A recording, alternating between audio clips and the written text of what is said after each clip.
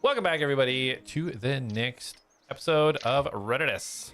Welcome back. We are on episode 78. So we're going to get through our recap and then get into it. Last week, while the group drifted through the shared dreamscape, Elion suddenly awoke in the cabin in Aerocan. A tattooed dwarf wielding twin blades stood in the doorway, shadows crawling over his body. Paralyzed with fear, Elion watched as Kira appeared, moving towards the sleeping Jak. She whispered that Elion had refused the easy way from that bitch, and now she would do things her way. She began violently slashing Jak as the dwarf laughed from the shadows, until Elion blinked and woke again. Jak lay unharmed, still sleeping. Darius awoke and regrouped with Mastos, Jak, and Elion at the Sooms. Then they rushed to Khaled's home, discovering both Khaled and Arrowkeen had gone. Khaled's tree had been altered, leaving a partially open bridge between the mortal plane and the Feywild. Mantram had placed Filbert inside the bridge itself using the strange energy that gave him life.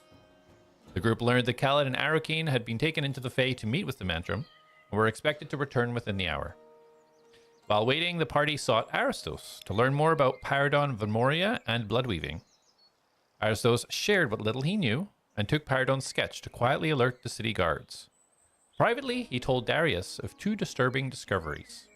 First, he theorized that restoring a soul from Elion's pendant might be possible using a rare substance known as the living clay. It was believed to be lost, but with records suggesting it may have been moved from a mysterious island to Dawnweft, long thought fully looted. Second of all, Aristos described what he found at Dawnweft: scattered body parts, a blocked entrance caused by deliberately cut supports, and slash marks high above the door. He was certain Elion could not have done this. At Darius' request, Aristos agreed to ask Thrag or Archibald to attempt necromantic communication with Elion's fallen companions. As Darius rejoined the group, a purple flash erupted near the birthing tree. Someone, or something, had just arrived in Aerocan.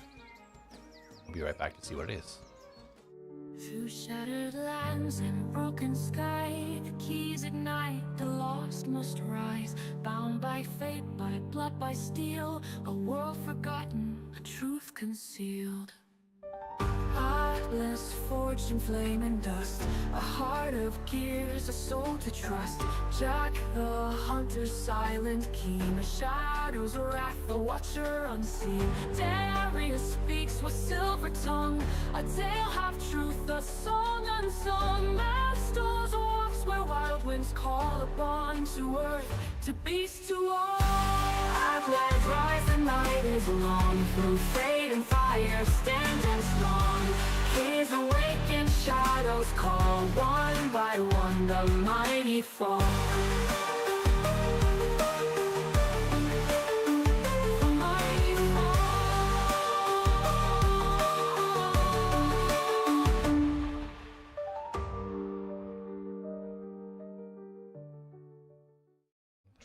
All right, so to catch everybody up, you guys had all kind of congregated at the base of the Ankh, the bottom of Aristos' sort of magical tower, where he spends most of his time. You guys had kind of all met at the bottom, just outside of it, as this flash happened to the northeast, immediately being able to tell that it is where the birthing tree is. What do you guys want to do? I forgot to take my long rest. I want to head to the birthing tree. Are we still telepathically bonded? Linked. Yes. Okay, I am going to speak directly to Jak. Jak, I've been given some disturbing news. I think the next time we enter that dreamscape, we need to go see Elion's memories. The campfire. I guess so. Aristos said when he went to investigate, there was a brutal scene to be seen. I don't know what happened, and Elion hasn't given us much to work with. He's been pretty adamant about keeping it a secret. If he refuses again, I don't know what we'll do, but we might be able to force him to go in the dreamscape. Probably. When we go into the dreamscape, well, I guess it wouldn't matter. Because Mastos is still Mastos, right? He doesn't turn into Lapidus. Correct. Yeah. But I guess it wouldn't make a difference because we turn into blobs of energy once we cross a certain threshold anyway, so... Sounds like if we get him to that threshold, we might be able to do it. Yes, but who's to say he won't just walk back once we've got him through it? Let's just go to bed right now. I feel like it might be a little easier this time. Yeah, didn't we just wake up? Yeah. I think he's joking because Corey's not here. Exactly, yeah. Well, Leon's just kind of like looking around like he's never been here before. okay. I'll try to talk to him before we go to bed tonight. Don't allude to anything critical. He's kind of wily, and I worry that if he thinks we're suspicious of him, he may disappear. Well, to be frank, if he did, if it was violent, we could take him, but if he just leaves, I guess... I'm pretty sure he would take the latter. He's not much of a fighter, and the three of us could definitely take him in a fight. Okay. So, right now, Darius and Jak are not together? So all of you are together. He's just having a secret conversation. Okay. I'm looking back and forth at them like, I know what's going on. We're not looking. I'm not looking at him. I'm literally just staring at the tree. Like, just looks and You're expressions. both, yeah, I've never seen you stare at a tree this long, so intently. it's Filbert. I've missed him. So you guys are heading to the tree, right? I thought we went to the tree because we So saw you- Filbert. And... Well, you did, but then you guys all met at the Oh yeah, we went to him, right? right. So you're at the bottom of Aristos's building right now.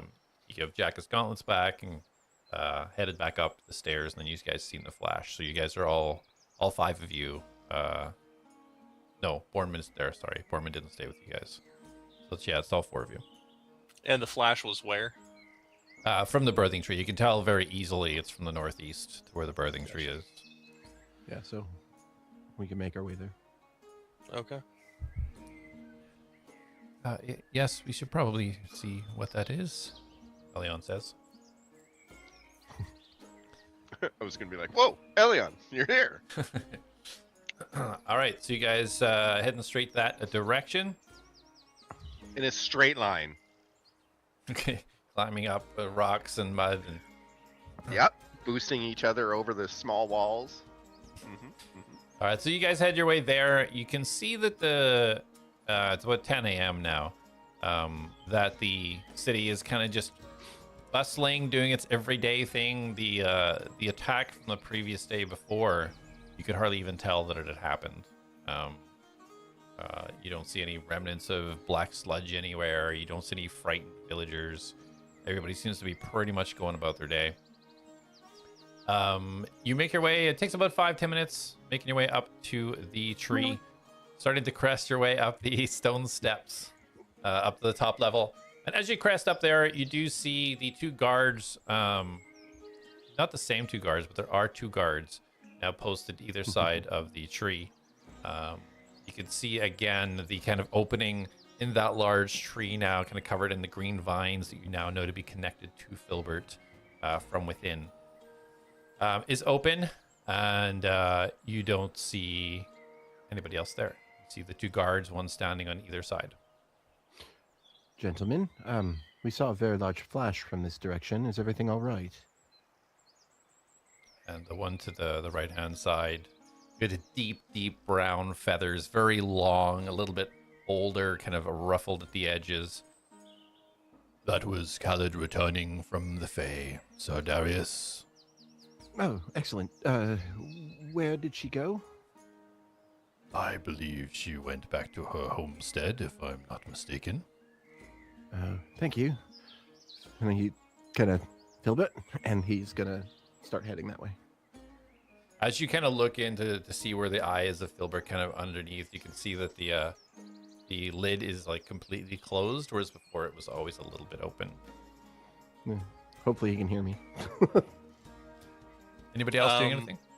Yes, Jack wants to look at this entrance, I guess where Filbert was at. And he wants to see if he thinks he could get inside. Okay, so roll investigation.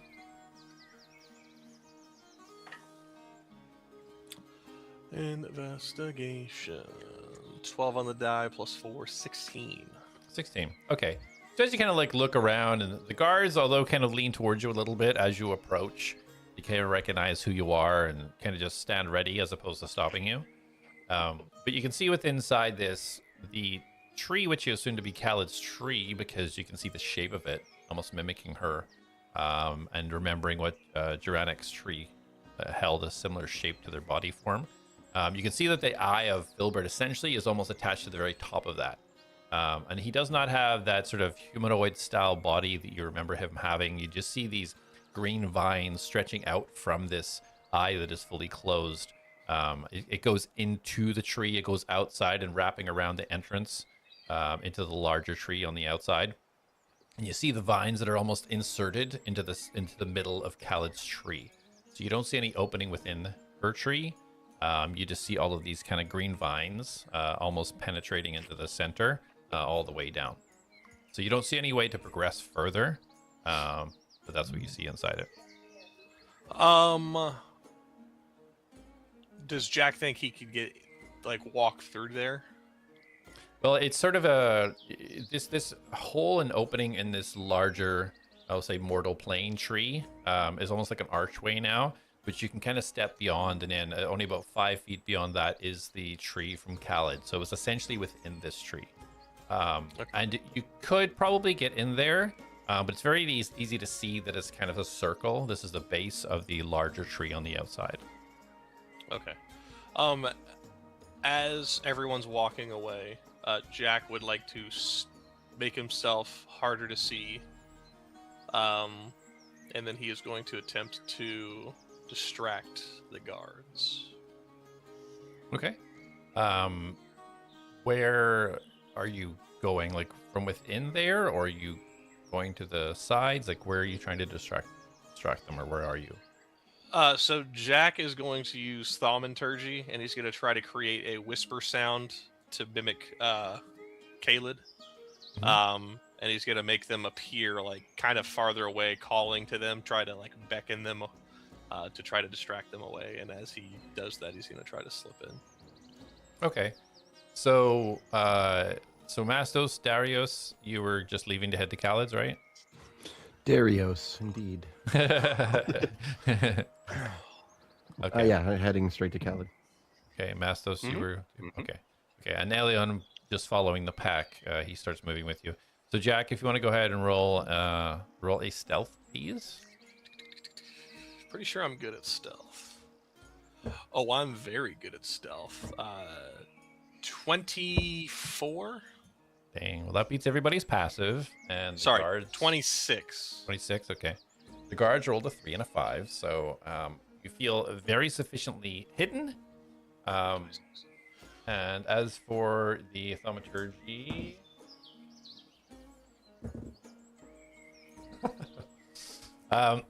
you see both of them kind of like twist their head a little bit, and one nods to the other, and you see them both walk to the eastern side where there's bushes and trees there, off towards like where the tavern was where you guys were.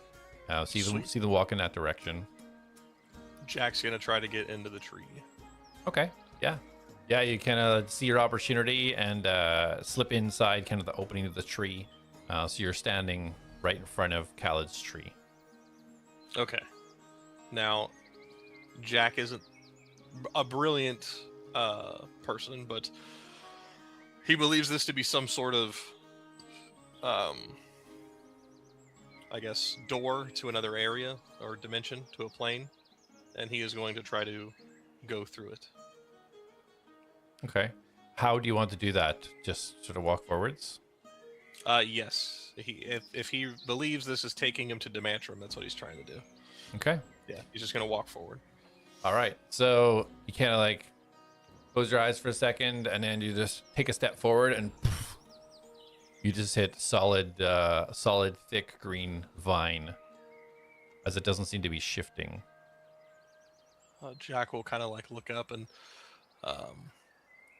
whisper to crap. I just forgot his name. Filbert. Yeah, Filbert. Jack, can you let me in? And the eye is not moving. It is just staying fully closed. The lid seems to be completely closed currently. Were we all at the tree when we You had the were. conversation? Well, actually, no. You may not know it. Never mind. Did Mastos reiterate to us that only Demantrum can? He did say, create the- I think he did convey that can only be opened from the other side. Sorry, that's just a yeah, reminder. Luke, you were in and out on that session. Okay. So they had connected with Filbert, and Filbert said that he couldn't let them through because it could only be opened from the other side. At least that's what he said. Whether that's Okay. true or not, they don't Okay. know. So Jack would ask Filbert, "Can you tell Demantrum it's Jack and he wants in?" What? So as you as you say that, you see the vines that stretch down to the bottom of the ground between the two trees, kind of slowly move up and almost form kind of around your feet. And then they slowly crawl up the back of your legs, and you feel that the thorns of the vine retract. So it's now kind of like a smooth green vine. It starts feeding around your waist, around your shoulders, around your arm, and you feel a slight tug towards the tree. Do you give into the tug, or do you fight it? Yes. He will give in to the tug. Okay. Okay there, Mastos. So as you give into the tug, you feel your body be pulled forward, lifted about 3 inches off the ground as these vines kind of start to lift. And as it pulls you right up close to the vines that are entering the tree, you start to feel all these vines now completely encapsulate you. Your body entirely covered by vines. Push so close, you feel this squeeze of tightness, and your vision goes dark. Darius, Mastos, and Elion, you guys continue your walk to ATLADS.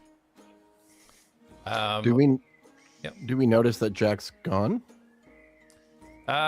With your passive perception, not for a little bit. We'll say you're about halfway through the journey. If you guys want to roll a perception for me, simple 10 or above, you will notice that he's gone. Well, I rolled a natural 19. So Perfect. I Yes. rolled a 15. And Elion also notices 19. Yeah, as you guys are right halfway down the stone path, but halfway to ATLADS, you kind of turn and notice that Jack is no longer with you. just. Jack, are you swinging around the city? And telepathically. Jack, you do not hear anything. Jack. Mastos, how does this thing work? The bond? Indeed. What do you mean? Well, I mean, I'm trying to communicate to Jack, but he's not responding, and I don't know if he's in danger. He could just not want to respond. It's not like we can force each other to talk. No, but I feel like he would at least tell me to fuck off or something. I say to Jack and everyone, are you dead? I don't know if that would on a response, Mastos. I think about that for a second. Well, do we go back? Well, can you like sense if someone's connected or not still? You cannot. No.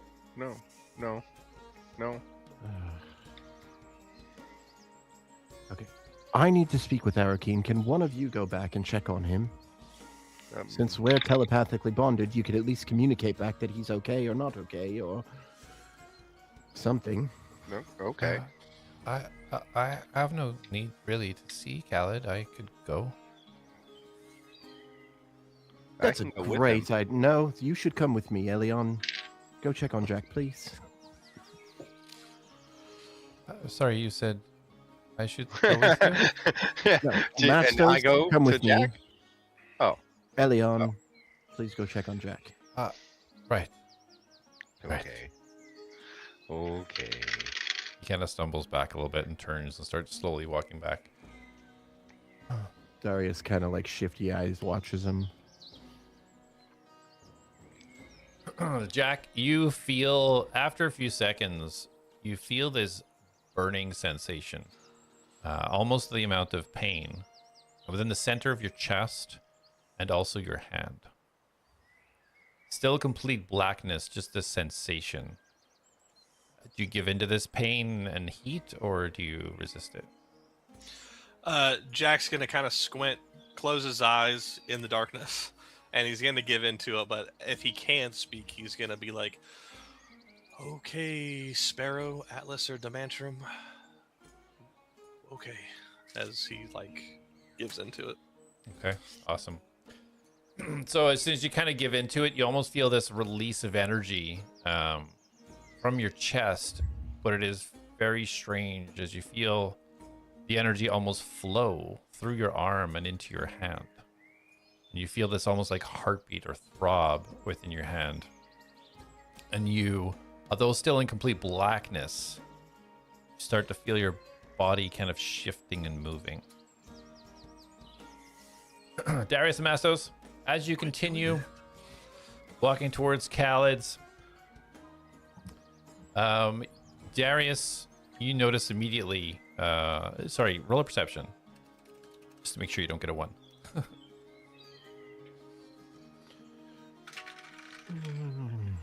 18. Okay. As you're walking towards Khaled's, you and Mastos, you notice immediately on one of these stone benches, which is just at the top of the stairs before you would turn left to go down to Khaled's, only about a minute away. You see a gentleman sitting there with robes that you recognize as he's eating an apple. And you see Magnus. About 20 feet ahead. But I don't know who Magnus is, so I'm just like, do do do do do do. Mastos, can you go talk to Khaled, please? Okay. Do do do do do do do. And I will approach Magnus. Okay. He kind of looks up and looks at Mastos. Is your friend not wanting to talk as well? I think with what we're going to talk about, we probably want to be alone. Can you do what you did before? Do what? You took us to some private place where nobody could listen. Of course, of course. It is safe here, but I can do that if you wish. Well, it's up to you. If you think it's safe here, then I have a few questions for you. Yes, this place is somewhat protected from the eyes that I was worried about. I can speak freely here, and they don't know who I am, so I can relax a little. It's another bite of I apple. don't know who you are. Do do do do do. As I walk in. What is it, this danger that you needed to talk to me about? Danger. Oh, crap. You asked me to come here. It was great danger. Yeah, I think I said you needed to answer. Oh, right. So a couple things, few things. There's many things to talk about. First, Lord Vimoria. You know of him, yes? Yes, I know of him, yes. You know we killed him, yes? Yes, I'm aware, yeah. Do you know of his son, Paradon? Not aware of the son. He had a did not child. have. He did not have a queen or anybody that would be considered somebody to bear a child for him. Really? You, of all people, are going to question someone not having a queen? I'm not judging. I'm just saying. Well, I think when we killed him, he transferred his consciousness or essence into his son's body. And he's after us. This is not...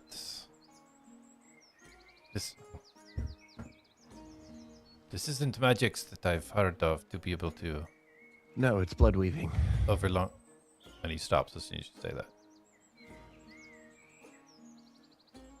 Are you sure this is confirmed to be blood weaving? Well, 100% yes.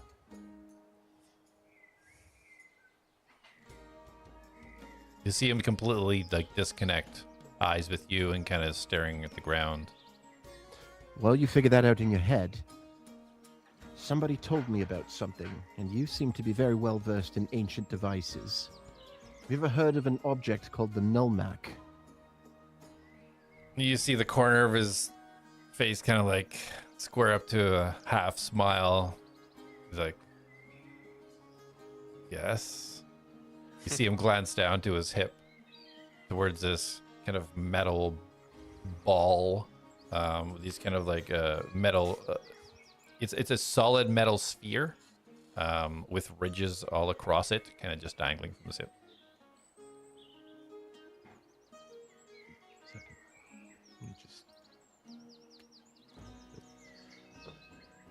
So you've heard of it. Apparently, do you know where it is, or if it still exists, or how to use it? Okay, why? Why are you asking this?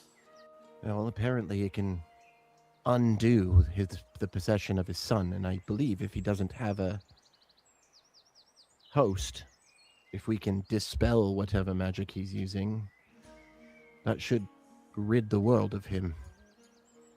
Yes, but the Nullmac would eradicate any magics within the thing that it touches. So, if this soul transference was entering this body, if this body had magics before, then using the Nullmac would also nullify that magic, leaving this person completely void of magic.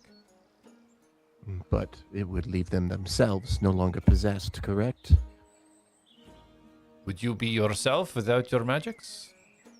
I would still be me. I mean, I don't even know who I am thanks to you. I understand your resentments.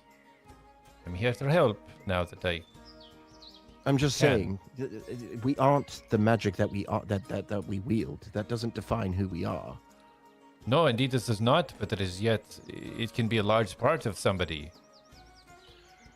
It's Okay, like so- somebody who perhaps runs, losing their legs. Yes, they're themselves, but are they the same person? Okay, well, you blanked out when I said blood weaving. Do you know a way to reverse blood weaving? Bloodwing is like any other magics, just not sourced from the weave. Sourced from within is all. Any type of reversal of magic, I do not know for this type of magic that you're speaking with. If blood weaving was to cast, perhaps in a combat type of magic, it uses the weave to travel. So a counter spell or something along those lines would stop it. But in regards to something like this, I do not know.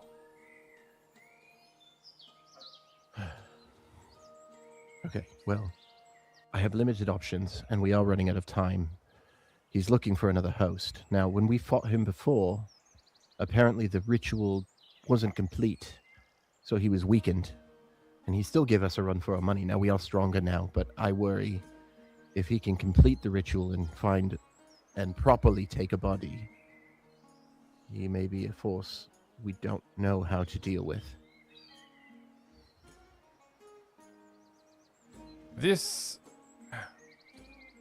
So this Paradon, was he a Bloodweaver before the possession from Vermoria? I have very limited knowledge. What I know is he was very sick. Vermoria entrusted the druids of, what was Mastos' grove? Dune Man. The Dune Men Grove to help him. And they did so via a fey tree. It looked like it absorbed all of its essence, and it healed him. And he seemed fine until a moment where he looked like he was in great pain. And honestly, the injury that Jak ended up performing to kill Venmoria, it almost replicated on Paradon. And then he turned and killed a young girl.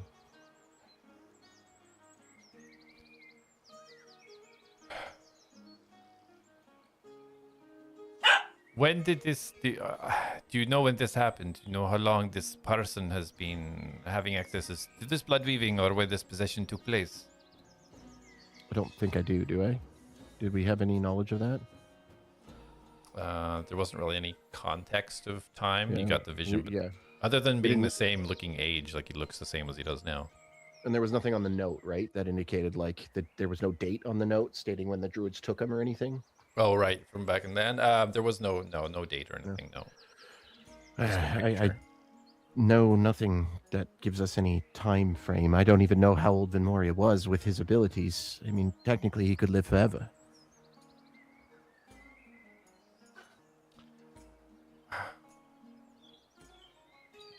You can see him clearly trying to put puzzle pieces together in his mind. You can see him staring off, kind of blinking and thinking, and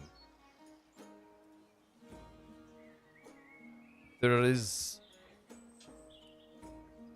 possible connections that have not shown themselves. I do want to help with this. This is something that may be an issue with my works also. Good I to hope... leave this with me. I will... Sigo-sen has entrusted a lieutenant of sorts to which she has not disclosed to the trio.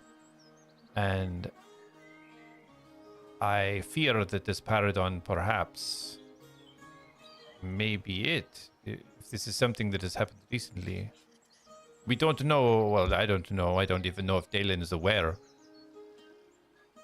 But I don't know what her alternate plan is. I think after the repeated failures of what we were trying, she perhaps looking for other means to accomplish her own specific goals.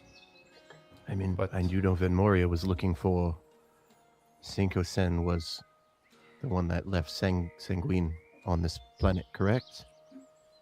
Well, she was the, some would say, lover of Singuis. So wanting to bring him back is obviously No, they're not the same. our priority. Well, I can tell you that he was obsessed with Sanguine. Absolutely obsessed with it. It is probably the most powerful magical substance that exists on this mortal plane. So that is not of surprise.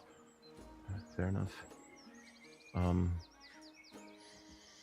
Well, I don't think Paradon is the lieutenant. I think Paradon is being controlled by his father. From the vision I saw, he didn't seem like a bad person until the replication of the injury on Venmoria marked his head. And if that's any indication, how long ago did we kill him? It was like 3 weeks ago, right? Yep. If that's any indication, it would be about 3 weeks ago that he's been since he took over that body. Perhaps I should find and just simply eliminate him. I think that might be the best, easiest course of action. Why is everything killing with you? Can you not banish Venmoria? I'm about efficiency, Darius. If this is of great danger that it could impact greater things than us, then it must be taken care of. Well, what about that device I told you about, the Nomac? Is there not something... Do you not know where that is? I do know where it is, but I can tell you this. If I had the choice between losing all my magic or dying, I would choose losing all my magic. very well. We will explore the slower, but perhaps safer option. Don't worry about the Nullmac. Do what you can on your side to find out where this Paradon is or where he resides. I will do so on my side also. Well, we can likely set up a trap for you. I know he's looking at least for Jak, but he probably wants both of us dead. How would we set this trap you speak of? Well, as you know, I can be quite ostentatious. I can draw attention to myself very easily. I just have Jak with me. I'm sure he'll find us rather quickly. Okay, well, if he is indeed having the power of a blood weaver, do not engage with him. Do not. Alright. Under any circumstances, otherwise your adventures will end abruptly. Okay. Next question. I know you're probably in a hurry now. Sir Thalor, you said you worked for him or worked with him, correct? He worked for you, I believe. He was one of the many groups that I hired for various items, yes. Do you know anything of his group's death? I lost contact. They did not contact me back. I don't know if they had died or not. What if I told you all but one of them died, and that one happens to have the relic you wanted them to find? Now, Darius, you did tell me that Elion was part of this group. You did not tell me that he had retrieved the item. Oh, forgive me, it's hard to trust you. But given that you're willing to help us with this, you've gained a bit of my favor.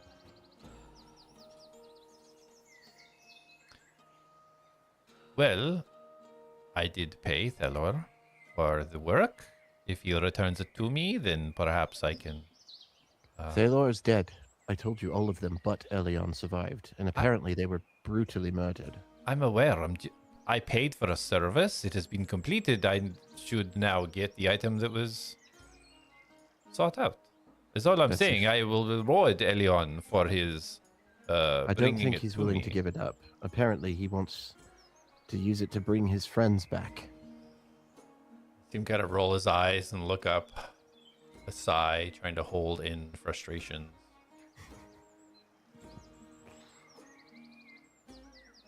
How about I meet Elion and we can discuss the terms of the transfer of the item with what can be done to I can set that up. Dead friends. He did say he wants to meet with you. I just don't know if he's the one that killed his friends, and I'm sure you don't care about that, but given that he is currently one of my group, I greatly care about that. Well, the pendant is possibly most useful. It's not top of my priority. Perhaps I focus more on this Paradon for now. I do have to return to what I was doing. I thought this was something more pressing. It is. Look, you want me to do this stuff for you. Hey, also, has that password changed? Not that I'm aware of. Dalen has not updated me with anything further. Very good. Okay. You want my help, and you need me to infiltrate. If I die, that's going to be pressing, is it not? That would be unfortunate, yes. Exactly. So, that is why I contacted you. I believe we are in danger, and I believe Venmoria is a threat. And as you said, if this is the person Siko-sen is turning to, as bad as you might be, I feel he may be worse. I wouldn't say I'm bad. I have my own ways of doing things which some people do not understand. I understand this myself. Making difficult decisions can be perceived to be bad. Yes, difficult decisions are the easy ones, really. If you kill someone, it's a lot easier than actually putting work in. Is that true? Well, Easy to kill someone. You just said yourself it would be easier to kill. Oh, for me, you than were to- speaking of yourself, that is. You think very highly. Well, I mean, I don't know how much you've been watching our travels, but we have done quite a bit of work. Last question. As you have experienced, I have learned how to communicate over long distances. And I thought I would look into you a little bit. I tried to contact my mother. Why is she telling me she hasn't seen me since I was 6 years old? Possibly because that's the truth. Would be around 6 years old since she's seen you. Then who was the mother that has been with me for the last 34 years? That was somebody that the caretaker of the children had found. Somebody who wanted a child, could not have one, and instead of leaving you in that house, had you delivered to. Was that Garrick? Or whatever the hag's name was. No. No, I have no dealings with Garrick. So what did he do? If it wasn't, Garrick? if that, well, like we saw a vision of a couple trying to have a child, and he made an arrangement. I assume that was my real parents. That could possibly be true, but that was not of my doing. I simply located a couple of parents that would not be missed or not be supported out in the woods, and the Bloodweaver and I and the magics of the Mantram did what we did. You see him kind of like tense up for a second. What do you mean, Bloodweaver? At the time, to try and spread the Consiso magic within my blood to others, to try and rebuild the Consiso sorcerers again and rebuild the grounding spheres. That was the experiment that we tried to do. My first failure, without the extra power I thought getting from the Mantram may help it work, and that's why we tried again. But to get my essence within the pregnant mother, it required blood weaving magics. So you wait. Well, how? I mean, I know how babies are made, obviously. How did you get your essence inside of her? Don't give me gory details, but you said you're not my father, so... No, indeed I am not. All of the children had their own parents. When the mothers were pregnant, we did our ritual.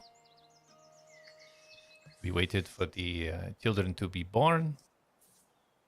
At a certain age, they were brought to the school. 6 years old, I assume. Your creation, that had nothing to do with me. It was the implementation of magics afterwards is what I had to do with. Okay. Are you saying that you were brought to be by Garrick? It might be a stretch, but we've been having these visions, and they seem to be linked to our past. And in the vision that we saw, her name was Orlean, right? Yes. Yeah, okay. There was a woman, and the Mantram said my mother's name was Orlean. So, this woman's name was Orlean. She went to... It was Garrick too, right? It wasn't the hag. It was his Garrick Correct. form? Yeah. Yes. The couple went to Garrick, and they said they were willing to do anything to have a child. And Garrick, smirkingly, said that he could help them. And I didn't see what he did. But if Orlean is my mother, and she was demanding where she could not get pregnant, and now I am, or now I am existing. Well, that type of deal, Darius. The gift of life. The world is balance. Something, Yes, well, someone. is my father still alive? Perhaps that was the trade. He was not there when we took you. Only your mother. Yes, well, I don't know anything. I thought you were my father, to be honest, up until the last time we spoke. Sorry to disappoint. I don't know if I would say it's a disappointment, but you know. All right. You mentioned the grounding spheres. that magic was able to at least suppress Venmoria's consciousness, existence. So when we first landed, there was a man, an orc, named Dorhan. He was supposed to be our Centaurium escort. And initially, he was Venmoria acting to be Dorhan. And then we performed a ritual. It was actually quite something. You should have seen it. Red lightning shot into the air. It was crazy. I actually did see the red lightning. What? What? I just myself completed a mission and seen it shoot to the air, knowing that one of you at least had survived. Well, that was me. And it fired through our companion Atlas, which again, if you've been watching, you'll know who he was. Apparently, he had the energy of a grounding sphere contained within him. That is what brought him to life. That energy had shot into the sky. Evidently, Dorhan was directly above us in a church, and that energy passed right through him, completely healing him, restoring his severed limbs, and he was himself. So if you know of a way to perhaps channel the grounding sphere energy, that might be another way to help Paradon. Well, the ground spheres were all supposed to be gone, which is why we've been trying to find alternatives to create. The shadow hearts that are now the current focus. I wonder if the same thing could be done, perhaps. Well, that I can tell you, that was unfortunately also me. Atlas died, and we tried to repeat the ritual. It went horribly wrong, and the shadow hearts escaped from the spheres that were there, and it undid the healing that had happened to Dorhan. Right. Well, the energy from the shadow heart, Dalen is currently siphoning from the one that he has. I am currently working on another. But the level of power coming from these things, I think we can do some work with it. It's apparently endless. Apparently that can't be destroyed. Only returned to the Shadow Realm, what I understand. Indeed. All right, well, I appreciate you coming to see me. There is much that I don't trust. I don't know what you're up to. And you say, I know what you say, but a lie of a mission is still a lie. I want magic fully returned to the world. Yes, but That to is not what end? omission, that is truth. No, that is the truth, indeed. But why? I think everybody should be on an even playing field in this world, and that is, as far as I see, the way to do it. Insight check. Yeah, go ahead and roll insight. Nat 20, baby! Oh, he rolled a 9. So you can see that he is, in his way, he's being truthful. Like, he does want magic restored to the world. He does want everybody to be on an even playing field. You can But tell from Is there something more that he wants? That's more what I'm looking for. Like, because I don't doubt that that's what he wants, but I feel like there's a means to something else that he's not. Yeah. And I don't need to know what it is. I just want to know if that for sure. feeling is true. Yeah, so I mean, what you pick up, so you're definitely noticing these kind of like little winces of resentment and anger, and you know, you can see that he believes this is a way to resolve something that he has frustration or anger or resentment about. Okay. Yes, well, I don't doubt that that's what you want. I just believe that there is something more you're not telling me. And you don't have to tell me.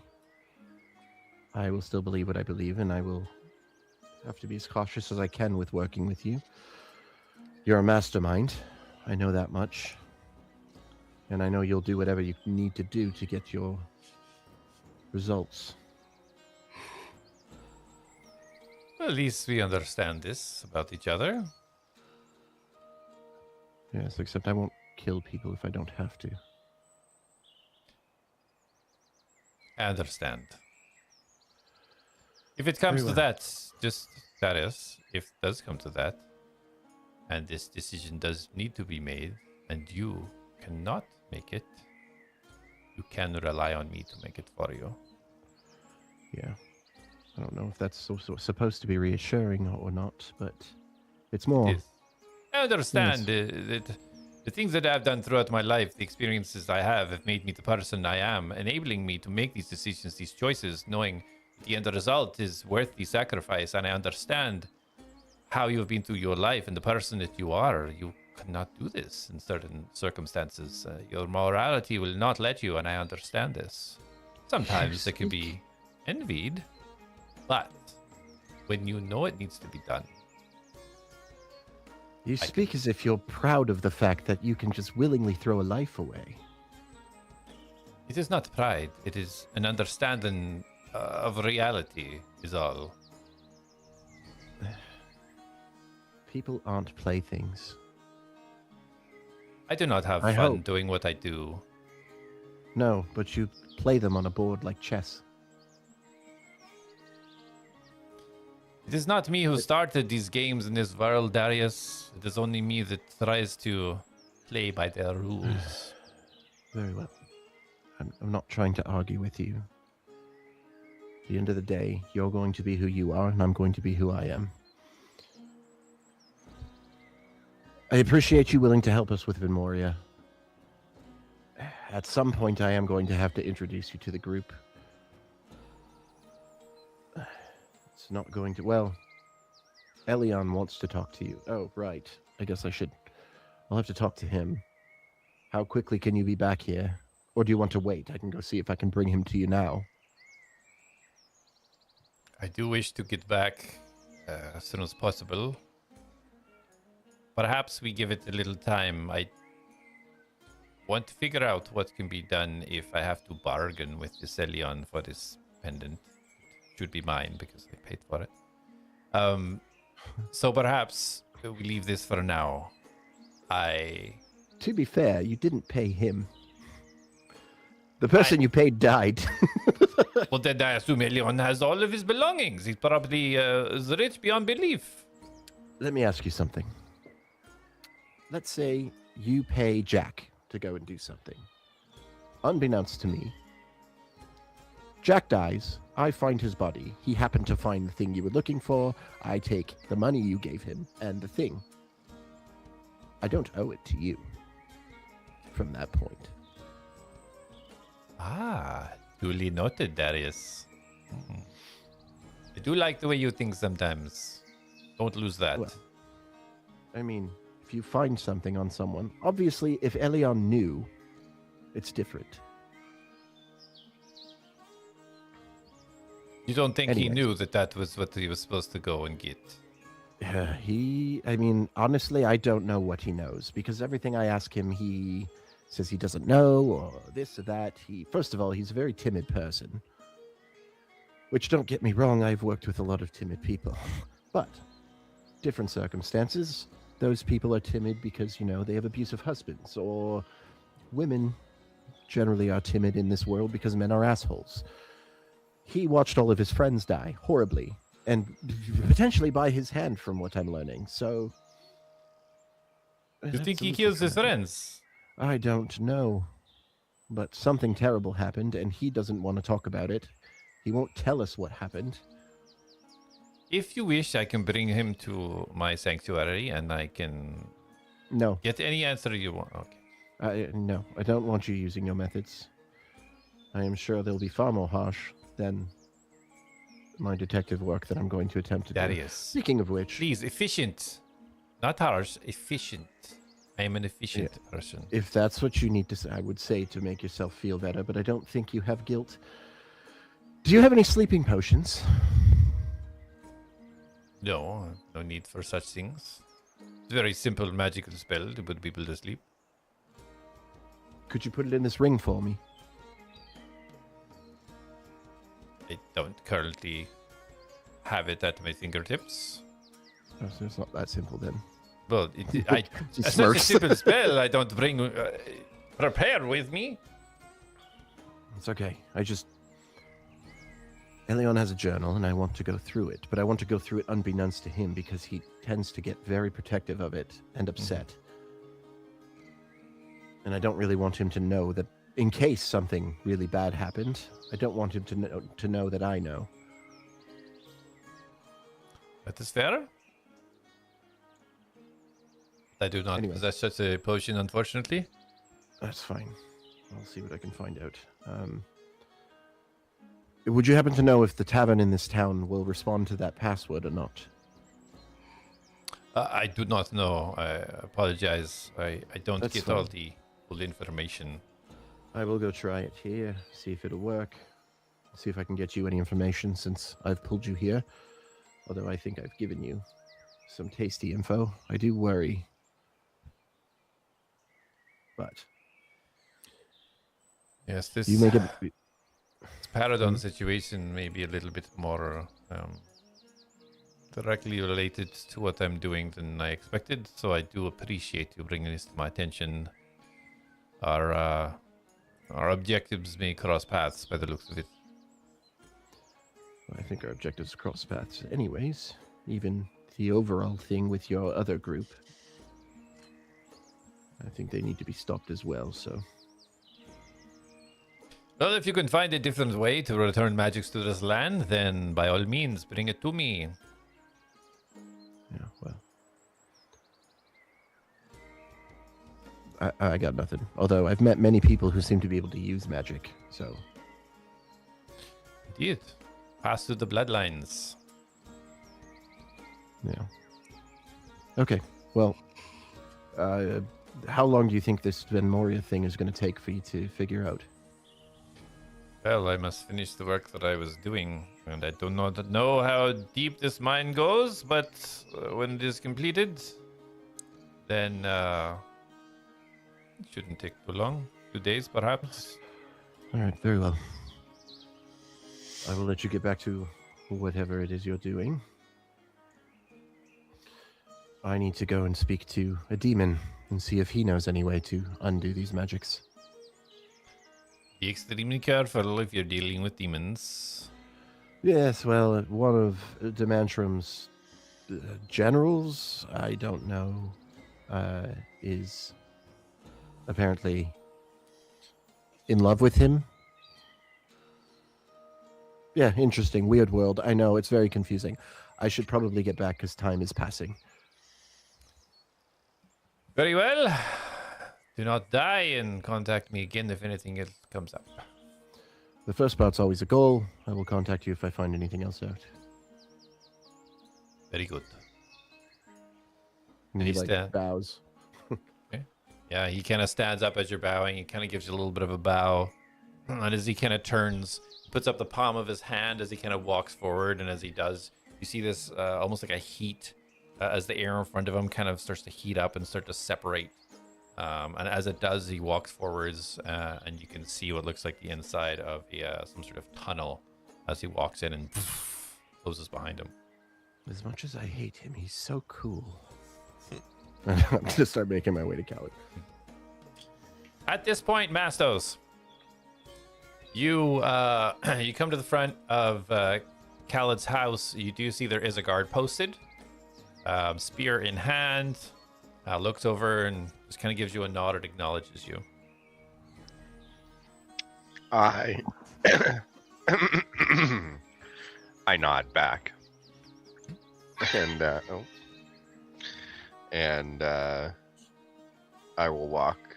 Do I see Khaled? Do I see? As you punch, if you walk past them, you get to the entrance and you look in. You look in and you just see Khaled. She's over by the shelves where the table was, where you're sitting before, kind of going through the shelves. I will go towards Khaled. Do. Okay. As you walk in, you see that she turns around, hearing you come in. You immediately notice that her feathers, her skin texture, everything looks brighter. These scars that she had, these battle scars that she had before, you do not see them. They look healed. She looks almost like you remember her the day that you guys had your final battle in the Fae. She turns in a smile towards you. Lapidus, how can I help? You went home, and you're back. Of course, this is my home now. We made this, and I don't wish to go anywhere else. At least not permanently. And you saw Demantron? Yes, he called us there. He was somewhat displeased, needless to say, with how things had happened. But after some discussion and some time, he sees the mutual benefit in us all working together. He understands what I tried to do here, right? Does. And he is most grateful. What you've done here is... He doesn't even know how it was accomplished. He thinks it's something to do with everything that Arakeen and I had done. In combination with you had done, it's like some strange alchemic experiment. Regardless, it's working. There's a slow growth of the Fae around the connecting tree to what we have here, the birthing tree. It's somehow slowly, but is growing outwards. That is wonderful. Your home will continue to grow long after I've left here. I think it will, and it's because of you. Thank you so much, Lapidus. And you see her walk forward towards with a hug, arms open. I go arms open, embrace her with my muscular arms. Arms right open. She wraps her arms around, and as she does, you hear the as the wings kind of open up, and they just covet around you and pull you in. You can just kind of feel this warmth kind of just all over the back of your skin. She kind of pulls you in tight, and then just slowly kind of releases the feathers.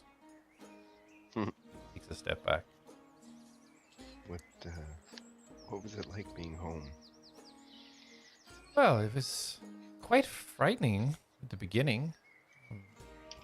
Going out there with it looked like death and blackness everywhere until we seen where the life had started to sprout, and then of course seeing the mountain where the Mantrum's lair is a little bit frightening again.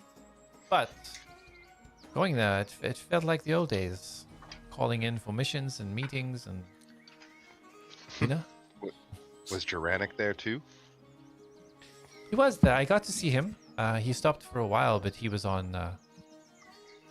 Mantrum had him on scouting missions. Used to be my job.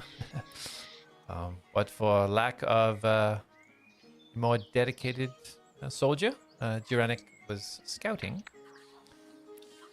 finding the locations of the other sources of the death within the Fae, we'll say. The other trees. Did they learn anything of the other locations? He did indeed find them. He brought them to Demantrum and Arakeen, trying to coordinate where that would result in the mortal plane, to try and find out where they would correlate. The exact destinations between the Feywilds and the mortal plane don't seem to line up. It's quite a little bit chaotic, but there is some sort of pattern that they're trying to figure out. Do you think they'll figure it out then? I would think so. Arakeen is quite intelligent. It's already been a week, maybe 2 weeks. So they're probably well underway. Time flows differently there then. Indeed it does. I'm unsure of how or why, but apparently so. And our friend Filbert, he He is the pathway. He is the doorway. Filbert, yes. What an interesting entity he is. He is currently, we would say, a doorstop currently, holding it ajar, and imagine trying to find a way to make that doorway permanently accessible. The poor creature is essentially held in place until something can be done. He says it's taking a lot. There must be something we can do to hurry that up. Well, for Filbert, from what I understand, his life force is limited. He can only open it so many times before needing to rest and sort of recharge. If he gets fully depleted, then the poor little creature will be a dead vine. That's why I sent him along to the Fae to begin with. That is very wise of you. He needed to grow. And I'm glad he did. There is, of course, one easy way to fix the Fae, Lapidus. And my, ears perk up. Boop. You do understand that replacing the seed where it once was would return to the Fae to how it was then. You understand this, right? But doing so without knowing how the other force have interacted and intertwined with this realm, I could be doing more harm than good here. I have connected these two places, and I must make sure I do not break either one. Had I returned the seed before I came here, your home would be gone. There is a potential of that. I have to concede. But I don't know how you're going to avoid it. How long is the Mantram going to let you walk around with that? I didn't know I could just bring it back. There was no way for me to get home before, besides my own tree. And from what I've learned, I don't even know if that's possible now. And I look down all broody. Well, if there's a way, I'm sure Arrowkeen will figure it out. He's probably the most intelligent person I've ever met. Even more smarter than Gortith, I think. I think Gorteth would be able to help me understand more about why things happened the way they did when I took this, when I touched, because I did not mean to take it anywhere.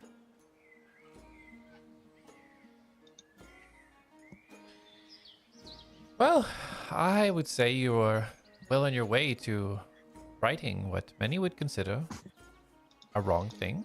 I know you don't. Some do. Just saying. I think you're well on your way to repairing anything that was damaged because of your choices. That is all I can try to do now. But I have to find Gorteth and Chantra. I do not know where Gortith is, but Chantra, she is happy in this life on the mortal plane. I had information requested to find out about her, and she doesn't even seem to acknowledge where she's from. She may have had the same thing happen to her that happened to me. Because I was not first Lapidus, but Mastos when I came here. True. However, if we work on the odds, I did not lose my memory. Juranic did not lose his memory. Juranic lost his form, though. You retained your form. I lost my form. I regained. And he lost himself inside that darkness. If we go too far from our trees, then yes, And she kind of looks at her hand and she kind of holds it up, looking at something that's no longer there. Yes, the decomposition or whatever that is, too far from the tree, and we cease to be. And I look over myself. Then why am I different? I assume the power of the sea, the source of creation. I would assume. We cannot assume we have all suffered the same when we haven't, when we have come here. I have no hope to sway Chantra out of her life, but if she doesn't know where she's from, then that just means I have to find the forest a different way home. Well, if you do wish to speak with her, she frequents at Fort Ramlin, where she seems to stay most of the times when she's not on her missions. Fort Ramlin, southwest. Yes. Oh, thank you. Thank you for that. I will have to pay a visit. Well, perhaps she won't even recognize you and you can start fresh. I doubt she would recognize me. I am much different than I was. Indeed you are. A few less biceps there. She just starts squeezing your arm. They're still there, though. Oh, I'm so nasty. Oh. I flex while she's trying to squeeze. Just a little more toned. Just a little more toned. Yes, and do you know of her forest and its location? Oh, I guess another Fey forest in general. Well, that is curious because she spends her time in Fort Ramlin, yet there's no Fey forest there. Or tree that I'm aware of. That is curious, for she would possibly have something happen to her if she was too far from her tree. Unless she is like me. Nonetheless, we must find out. But we do have more pressing matters as well. Which is what? Well, something to do with blood weaving that I've gotten myself mixed up in. What exactly? I'm not very familiar. I know it is outlawed, but what do you mean mixed up with it, or why would that be of impact here? Well, I wouldn't say here, but my friends, before they found me, got themselves in a little trouble with someone named Lord Vermorian. And, well, I guess he was a blood weaver of some sorts.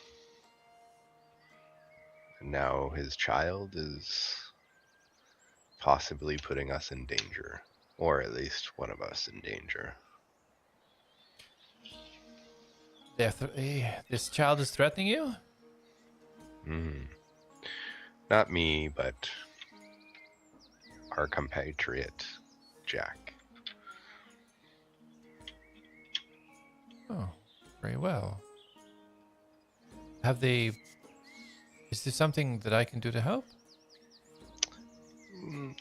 Honestly, I don't have enough information to relay to get the proper help.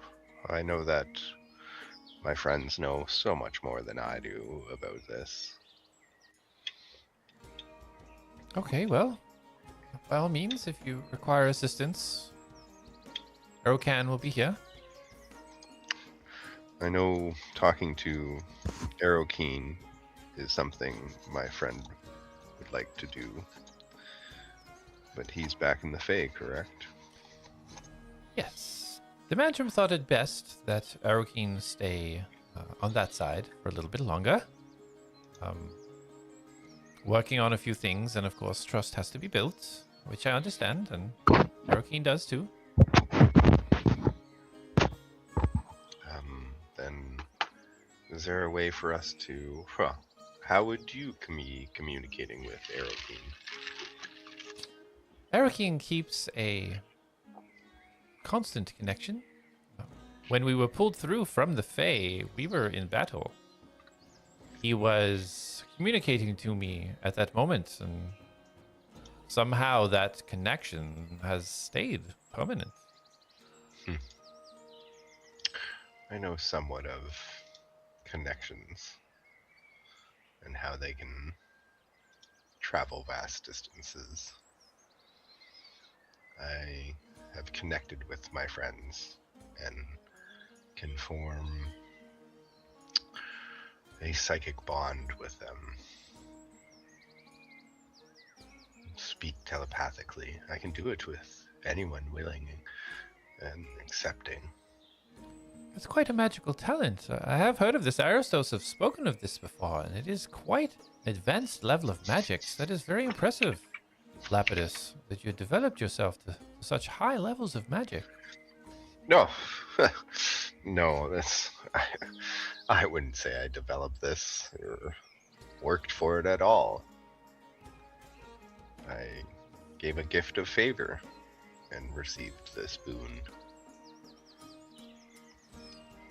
What favor did you give for such a boon?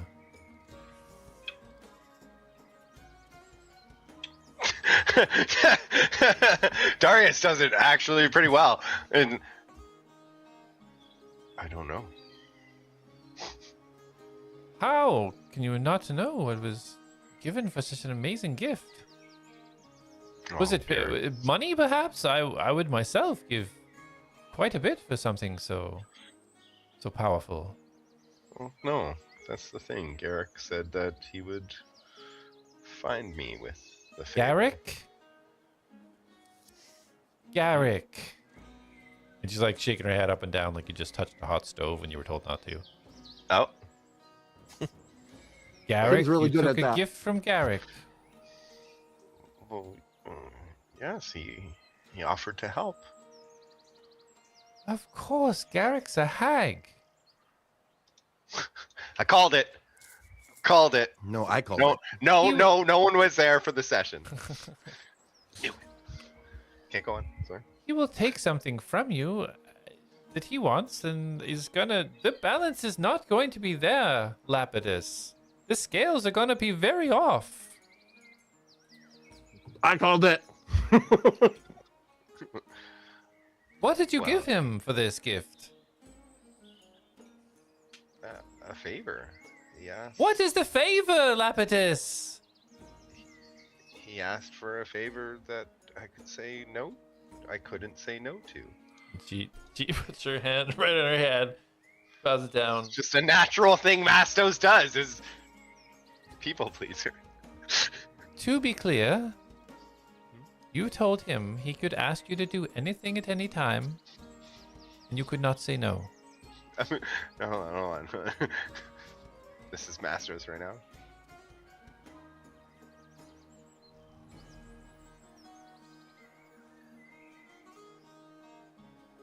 Oh no.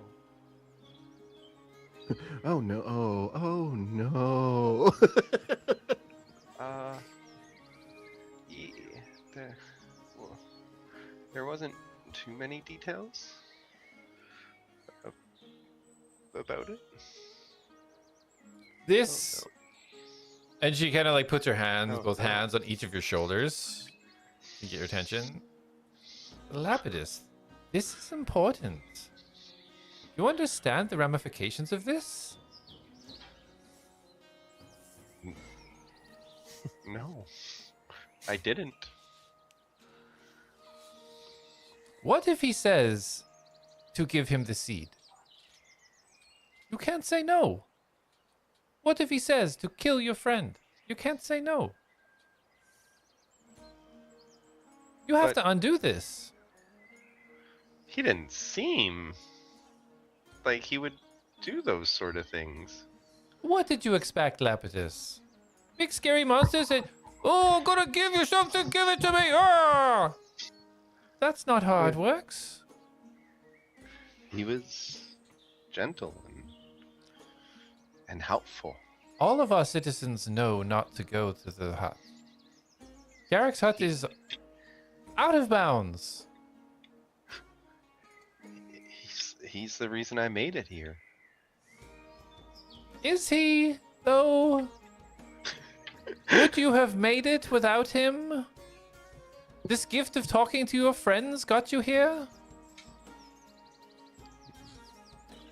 Think about it, Lapidus. Masters is starting to think again. Uh-oh. Oh no. I don't know what you're doing right now, but if I were you, I would make it a priority to try and renege on this deal, get rid of it or something. It's so dangerous for Garrick to have that type of power over you at any moment.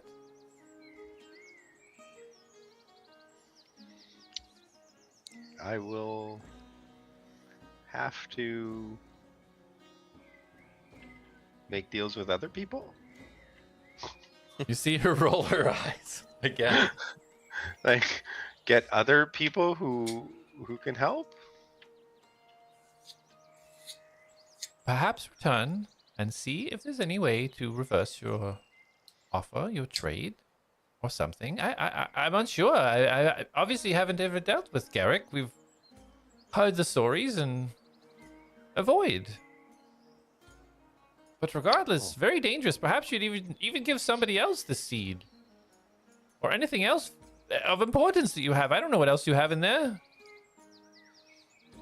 Well, really, it's just my seed and the connection I share to everything else. Maybe I should ask Garlight to help. Garlight's your friend? Well, I could ask him or Ligo or... You know Ligo? Well, by association, I guess. But yes. Have you Why- not met these people? Why are you just throwing names of gods around? Gods? I'm like, Yeah, like you just met Bruce down in the tavern for an ale. we know gods? We've traded with gods? Ligo, the Darkfold, and Garlight, It's like a deity of lightning. going back to the times where Mastos was standing there listening to the explanation of who these people were, and he's just standing there looking at a flower or like Yeah, looking at the birds the flying bush around. broom. Yeah. It's like, oh, Well, perhaps yes. Then, if that's the type of friends you have, perhaps they could help. I should pay attention to who I talk to more. Yes, you should. You're always the brave of us, but never the smartest of us. Well, then I can't be blamed. You knew your faults when you were fully Lapidus. That's why you lent on your friends, knowing their strengths. That's what made you such a great leader. I think you're right. I think I am a great leader. You were, yes. You were a very good leader. Were.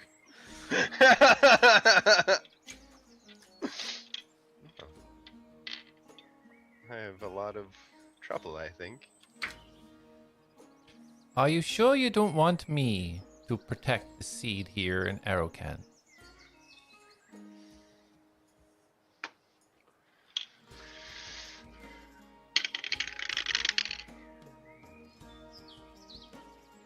And Mastos just like blankly.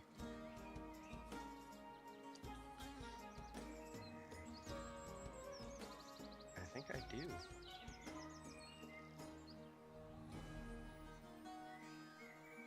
and I will reach into my bag and pull out the seed.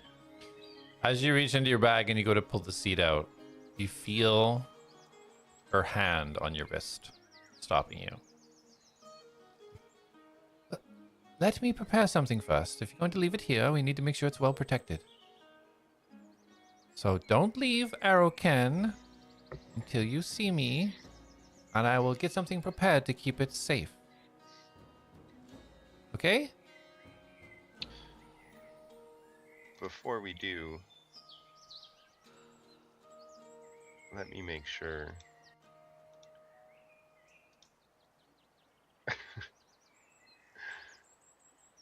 that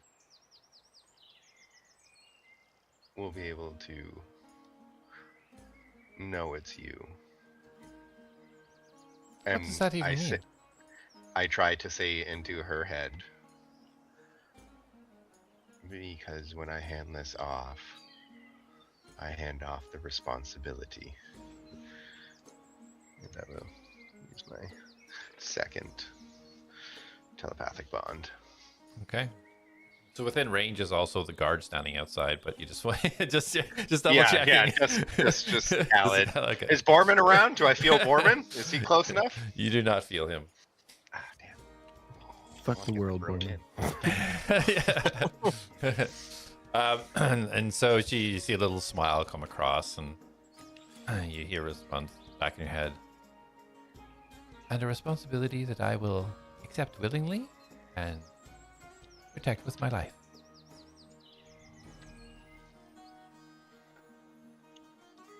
Don't take it home until we know what we can do about the other Fae forests and the environment in which they lie here. And she takes her hand that is still on your wrist, and she kind of pulls your hand up and clasps hers kind of underneath and over yours and holds it, looks into your eyes. I promise, Lapidus. I promise. Yes. Fae promise. Can't go back on it. Ooh, I just see Mastos doing that right in front of her. Just like, oh yeah. That's the lock. That's how you know it's locked in. And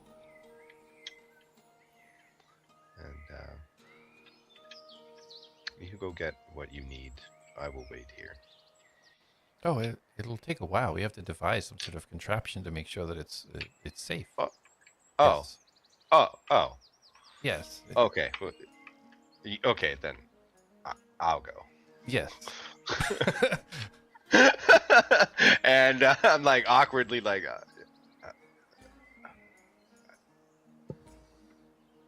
Yeah. Okay.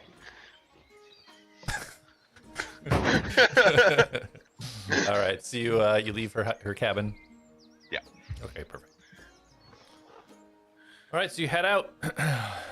Jak, as you feel this rushing feeling, still just blackness, even though you feel like your eyes are open, it's just black, and you feel this movement, almost like you're running through a bush, and you can just feel the branches and the twigs just scraping all over your body. No pain, just roughness across your body. This goes on. It feels like an eternity. You're thinking it feels like maybe an hour, 2 hours of just forward momentum of movement in darkness, but you're not. There's no fear. There's nothing that is you feel any harm or anything that's coming to you right now. Just this curiosity kind of starts taking you over, and after an amount of time, you feel this coldness almost approaching you, and you feel it coming at you fast. And then you hear, as you open your eyes and you look around, just at the last second, see these green vines uncover in front of your eyes. And you look around and you're in some sort of what looks like a throne room.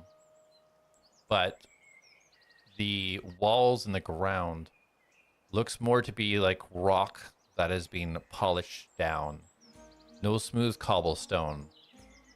You look straight ahead, you see a throne You see shelves at the back of this throne.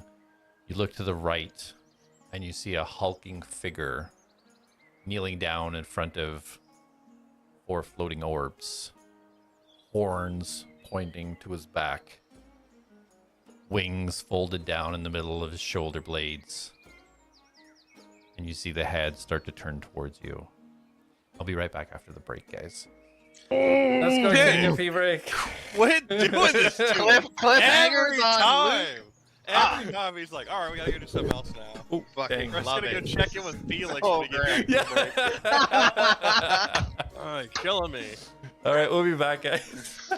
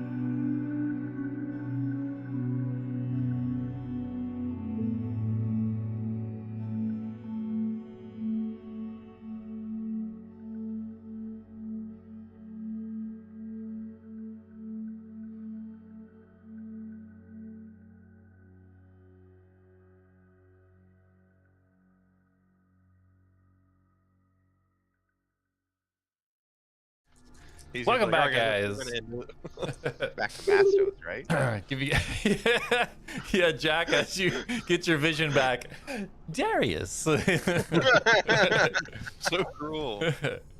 All right, so yeah, Jak, you had approached the being kind of called as the bridge between the two worlds right now, requesting an audience with the Mantram to Filbert, and after this strange type of traveling, the sensation in your chest, you almost kind of release the energy, feeling it go into your hand, and all this explosion feeling as you open your eyes and you see the vines and the thorns kind of peel away your face, seeing yourself in some sort of throne room, not elegantly made, but deliberately made. You can see the sides of the walls, almost like the interior of a mountain. Seeing the throne straight ahead, shelves behind. To your right, this hulking figure. As he turns his head, and you see horns straighting back, you see a huge great sword in his hand as he starts to stand up. As you can only assume this to be Demantrum standing before you. As you see the skin of what you would, from your vision, almost be a devil or a demon, from what he appears to you. But his branded red skin is flaked with gray. It almost looks like there's pieces of stone or some gray substance almost scattered throughout his body. He turns and faces you, and you can see this big smile as he just stands holding this great sword staring towards you. And as you kind of scan the room more, you see that Reen is sitting beside Dementrum's throne. What do you do? Jak, a little uncomfortable, disguised to look more like Darius currently, and having a great sword on his back, kind of feels his wrists in discomfort as he kind of like looks to Reen, and a little confused to see you here, but he kind of smiles at her. Hey girl. I She did just not nods her. did not expect to see you here. Yes, well, you go, she goes. Isn't that right, Jak? I guess so. I can summon her willy-nilly, so... And he kind of flicks his head to the side a little, and you see Reen start trotting towards Demantrum. Sorry for coming here unannounced, and I guess to those guards I broke in. Well, it should only be able for Filbert to let somebody through once per day, but it appears, of course, that you have a little bit of extra power to you. And he walks forward, kind of holding out his hand. He's walking forwards, aiming his hand towards your chest. I guess I do with this, as he kind of taps his chest.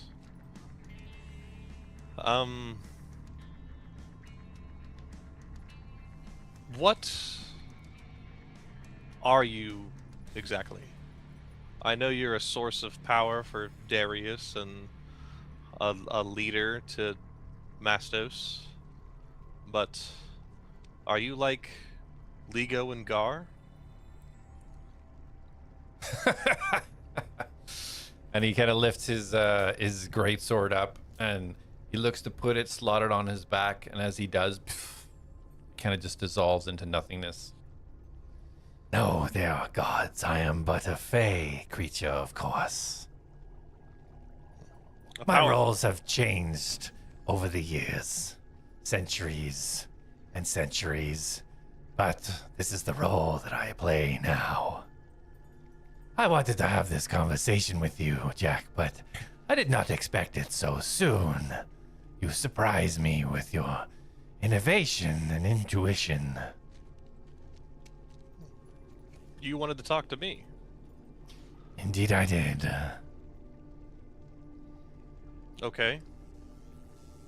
I wanted to First, talk. I don't want to be an ungracious host. You came to me. Please, you have the floor.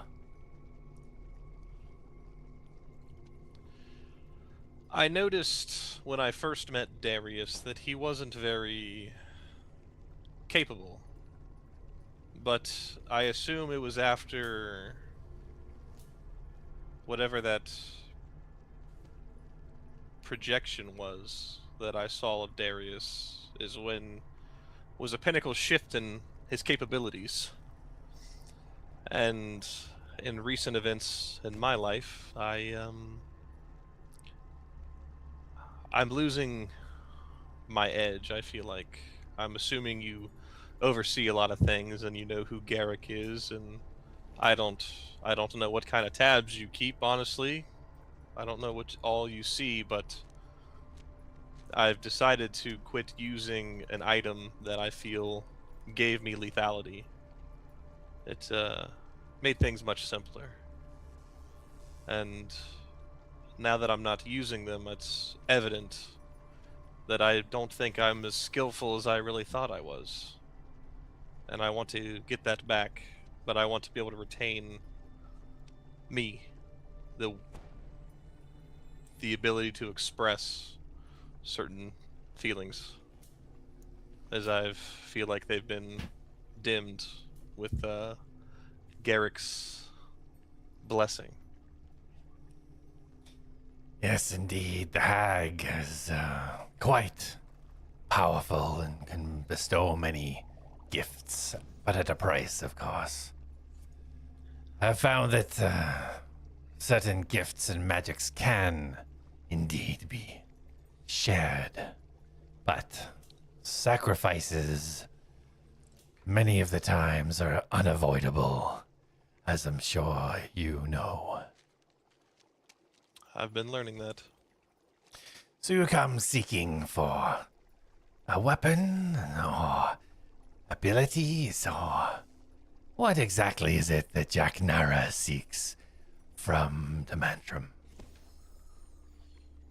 I guess it would depend on what you have to offer, but either a way to counteract it, something better, or a way for me to work and not feel out of sorts.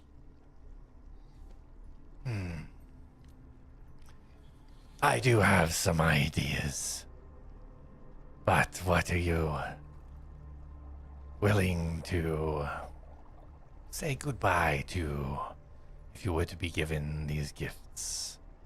If I could indeed detach you from Garrick's clutches.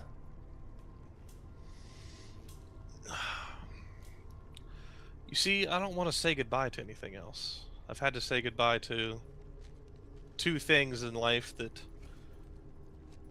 I didn't realize I was losing or how important they are to me now.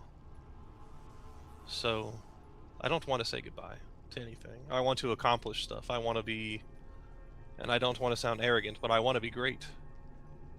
I know I'm capable of things. I need to achieve things, as he points to Reen, with the Keepers of the West, and I need to take that egg, and I need to help battle against the Old One. I have so many things that I need to do in life, and there was a version of me that I saw in a dream that bested me, that moved superior to me, and in that dream, he had those gauntlets on. And he said the only thing that could beat me was me.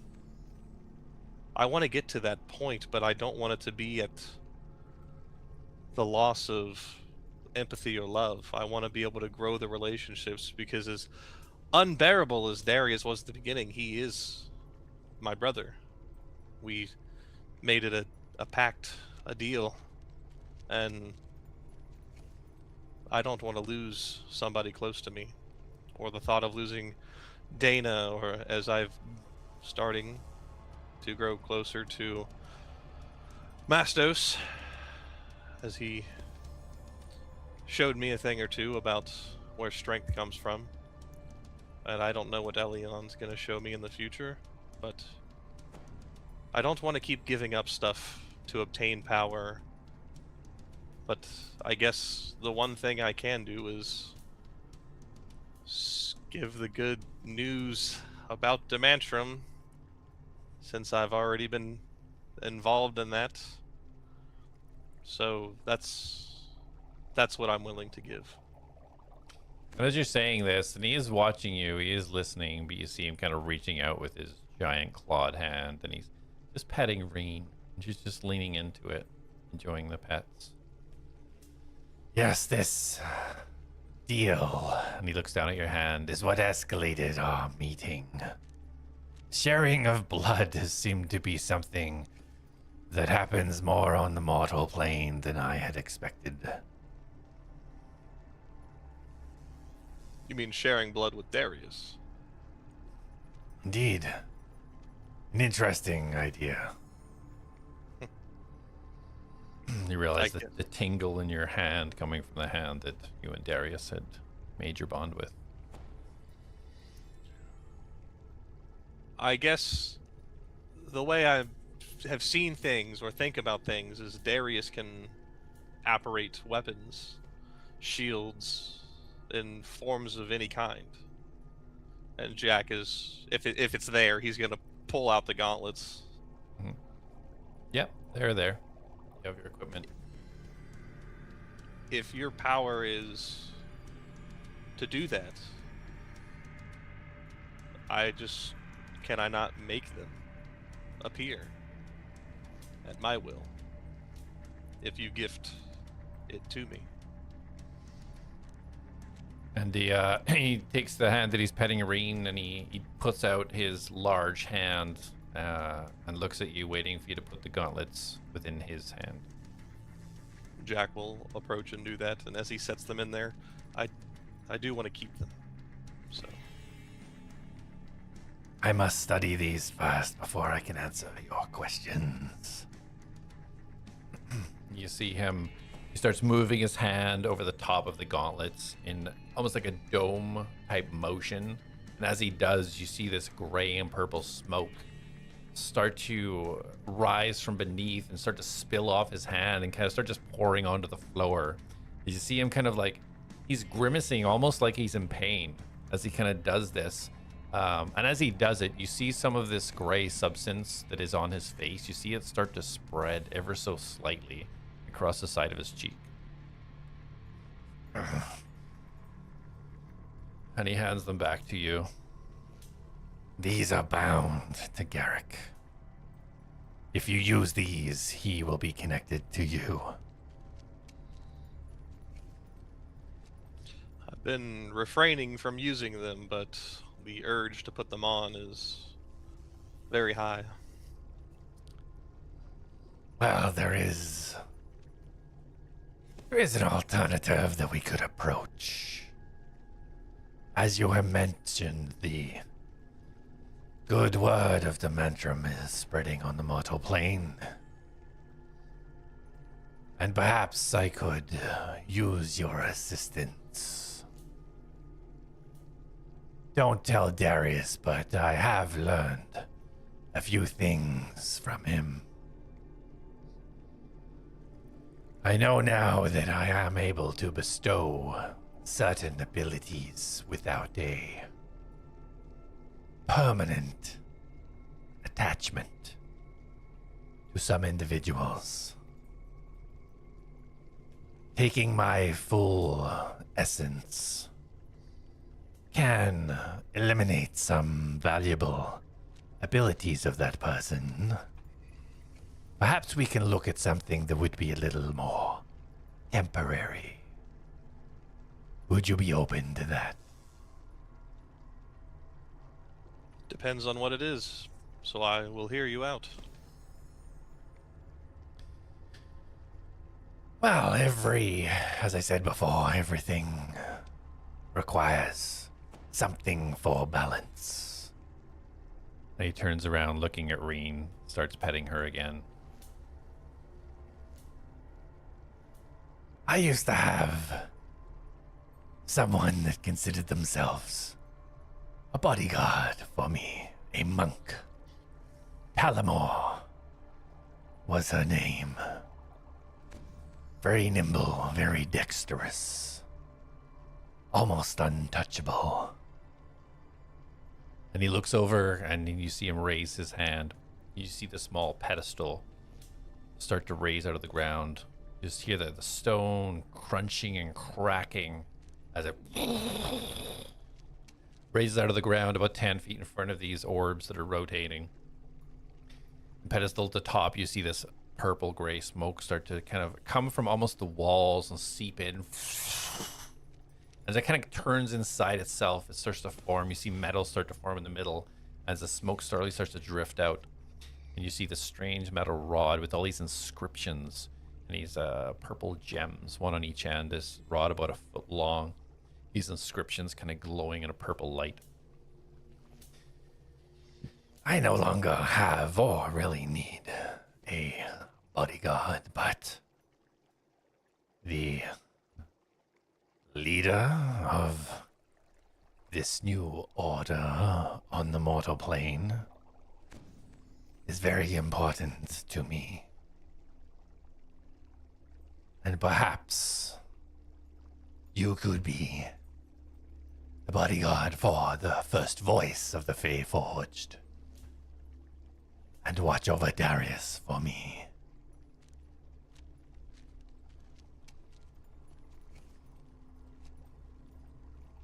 Oh, so you don't want Reen.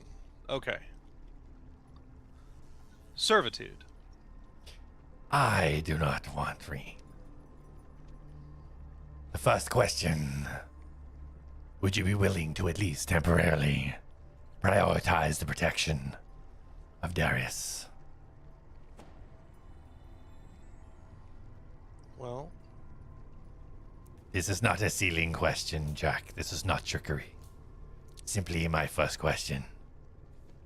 it sounds like our interests are already aligning, because I would die for Darius already, so I'll protect him. Very well. This weapon you see over there, not quite a weapon as such. Although Talamor could use it in many inventive ways. And he gestures for you to go over and towards the item. Jak will walk over and pick it up. You may test it a little bit. As you pick this thing up, you feel the energy of this thing, almost like an electrical shock as you touch it in your hand. And the purple runes flash for a second and disappear. And you feel in the palm of your hand that you lifted it up with, and the very one that you made as steel with Darius, you see this quick flash. You see the shape of a shield. You see these two swords behind it. You see the image of Demantrum, almost like it was burned for a second into your hand. And the light dissipates.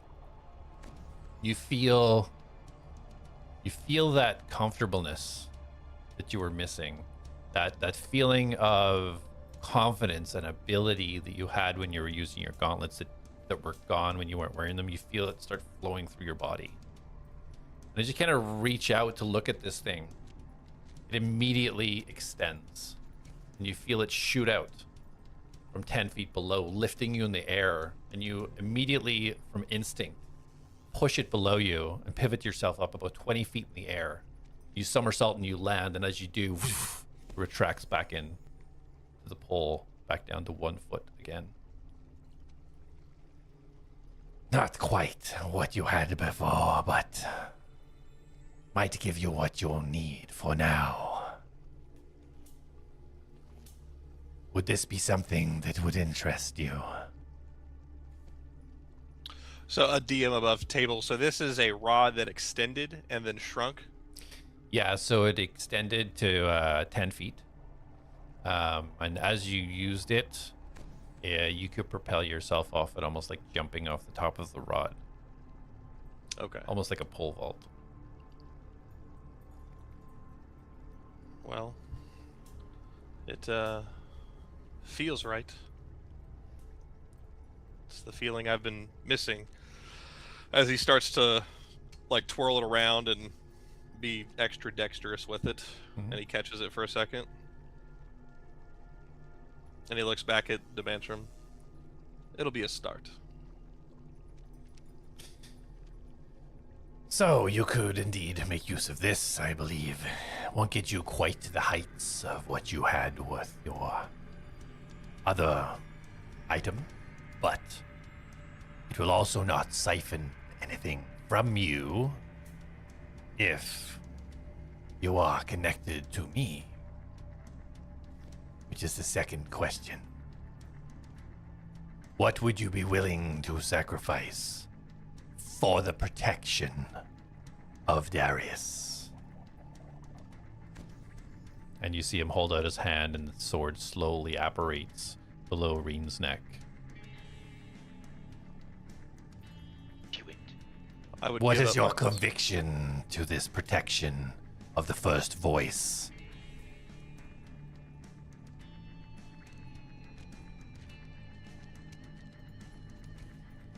And Jak will kind of kneel down. I would give up myself if I need to.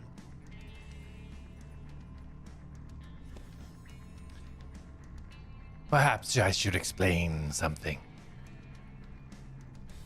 Such magics as this requires a connection to me that is currently held by another. As he's staring down at Reen. Are you asking me to give up Reen, or are you asking for use of Reen? You are bound to Dracoris. To be bound to me, that must be released. I can instill in you the magics you behold. Reen is a gift from Dracoris, and from what I can tell, the only gift. Left to your own devices, left yourself unhelped. Left within torture, this Dracoris has not helped you. Would you give up Reen for what we look for now? Would you be willing to?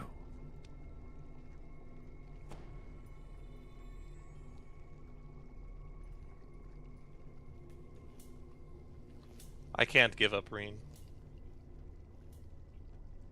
I can protect Darius, but I cannot give up Reen. So you are not willing to give up Reen to protect Darius?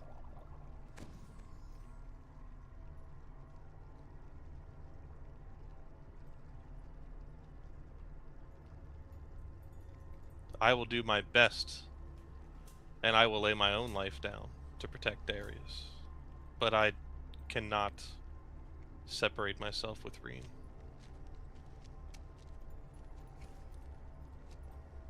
And that is all the answer that I need. And as he quickly slashes his sword upwards, he makes it dissipate. As Reen looks over at you, and you see her disappear off, you hear the ground rumble beneath you, and you feel yourself be pulled as blackness takes over you, and you feel the movement and scratching and feeling across your body.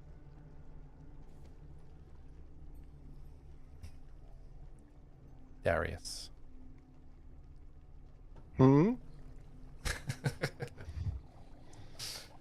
After your conversation with Magnus, you headed up towards the tree, right? No, I was heading to Khaled. Oh, you were heading down to Cal. Okay. Sorry, Yeah. you're going to find Elion. Okay, so yeah, you head down towards Khaled. As you're heading down towards there, you do indeed see Mastos heading up the kind of stone steps. You guys intersect.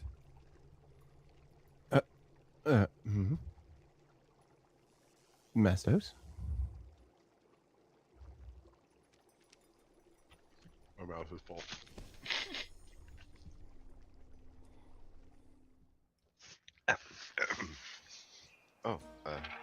I'm all like disheveled and like not looking where I'm going. Darius, yes. Have you seen Elion? Are we going back to the tree? Yes, I suppose we should, shouldn't we?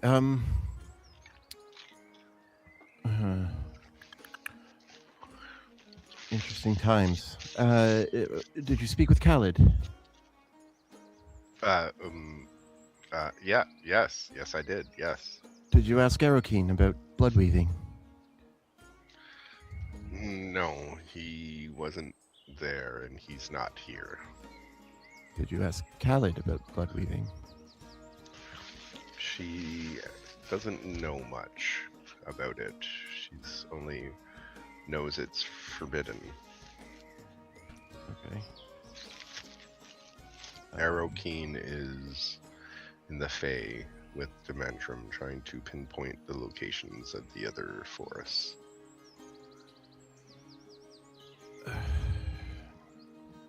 Well, I may have another solution. To which problem? Blood weaving problem.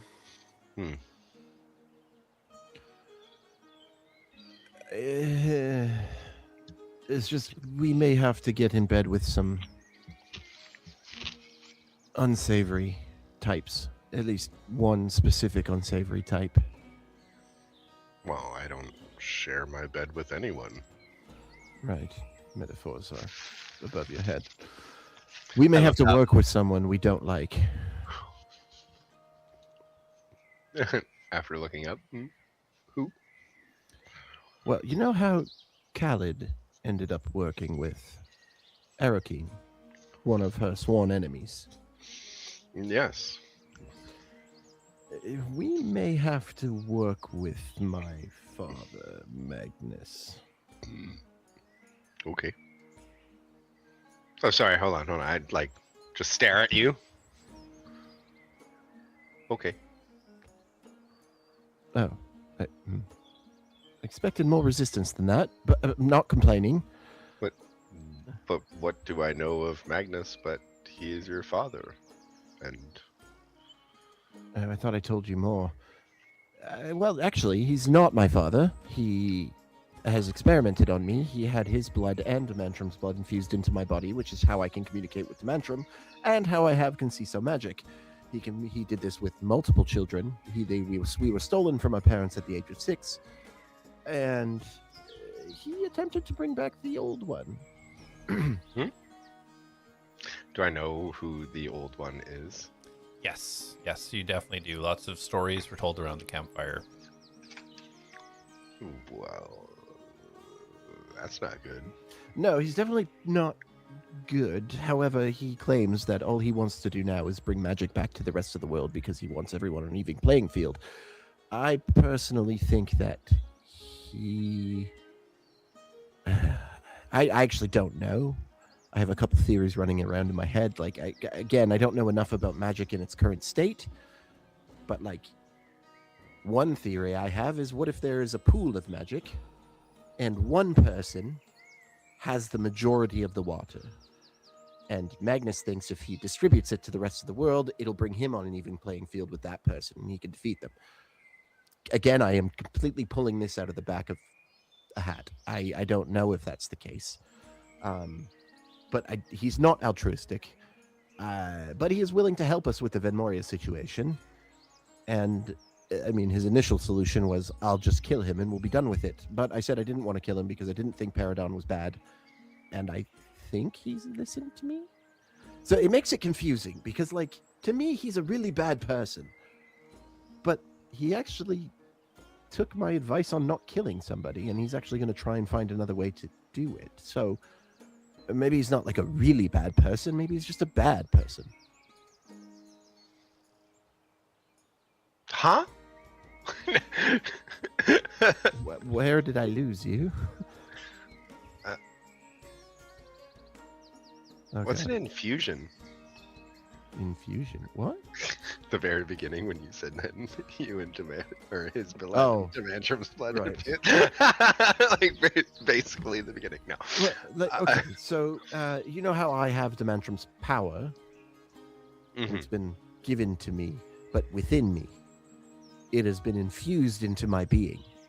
So Magnus helped you gain a gift. Yes.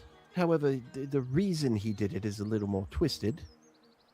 He was trying to bring back the Conciso Order, which is the order that tried to bring the old one back, and he fused us with the Mantrum's blood to make us stronger, or maybe to make the Conciso magic bind with us. I don't know that part.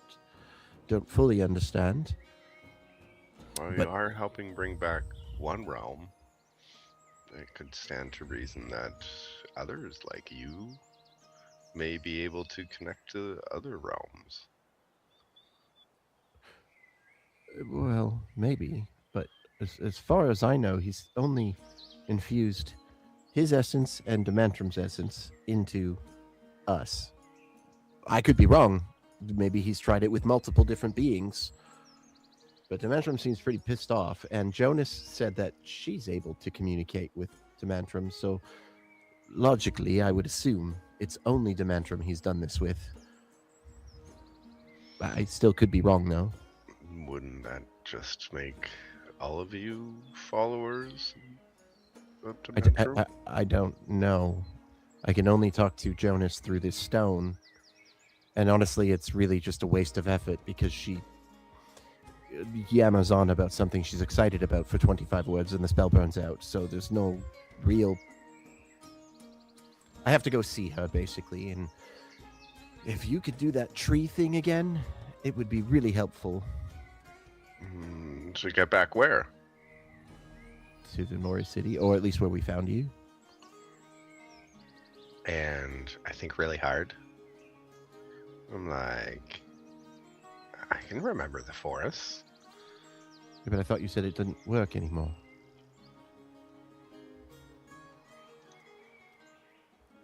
I just don't have the power to do it. That's so. Circling back to where I said, if you could do this again, it would be really helpful, but you can't. So, Without Alice, I need some way to help us power that spell. you see Darius's ears go. What? What did? You don't. Maybe. Filbert's energy is completely infused with Atlas's. What if we could take some essence from Filbert to, I don't know, re-enable, perhaps, and he reaches into the bag and pulls the key out. He's like, what if I can recharge this so that you could use it again? Was that Atlas's? Yes. I thought I picked up Alice's. Yes, and did. you gave it give to me so that I Darius. could do something. Oh, yeah, yeah. Okay. I need to add that to my note of the item. Or just remove the item. Party equipment. I just moved it to party equipment. That's all. That might work. That's what I've been missing. The feeling of him.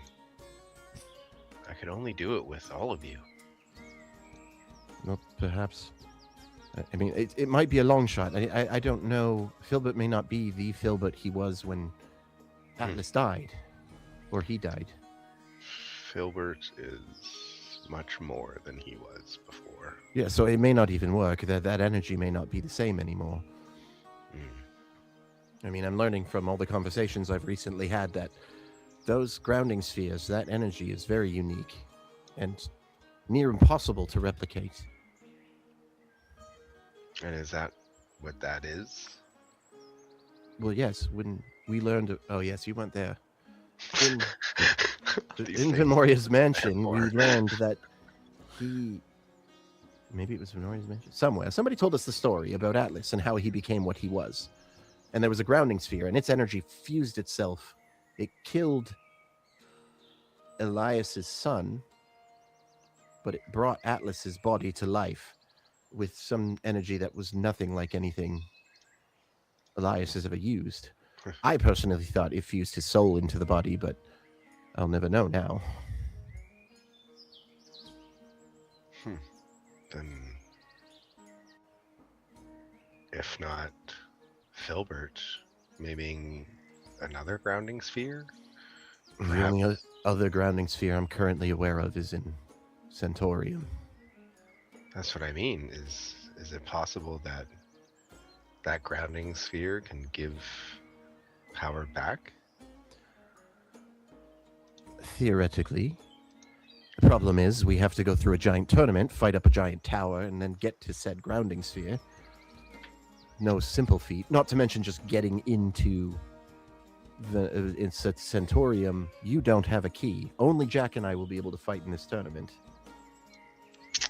I can find a way to hide amongst you. Nope. It was very specifically told to us, and then the shirt opens. You need one of these to get in. You could hide amongst me, sure. Well, actually, maybe. I could say you're like my wolf companion. I assume Jak would be able to bring green. I can be a many of things for you. Yeah, is there any way that they'd be able to detect that, though? Hmm. As far as I know, they have magics to prevent a lot of things. There would be Anyways. only one way to find out.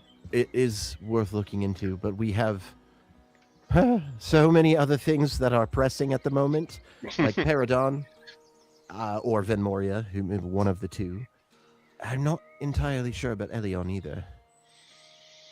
Something does seem to be disturbing him lately. Something's been disturbing him since we found him, and I think it's his friend's death, which, by the way, Aristos went to investigate and found all of that party completely decimated in pieces. It just takes me back to my traumatic experience with the bear. I'm just like, I know what that trauma can lead to. Yes, well, he still hasn't told us exactly what happened, and I'm worried that... He did it? Well, maybe not did it. I mean, he does have some powerful magic, but, I mean, have you seen him? He doesn't really seem like the type that could obliterate an entire group of people. We witnessed him turn into a giant ape. I certainly think he could. Yeah, but I mean, I feel like if he did that against us, we could stop him. Maybe we were more than his group was. That's fair. Okay, well, priorities that I've been given so far. See if we can recharge this key. See if we can recharge this key. We have to try to save Paradon, otherwise Magnus is going to kill him. We have to figure out what's going on with Elion. We have to return this egg for Jak. We have your friend Chantra.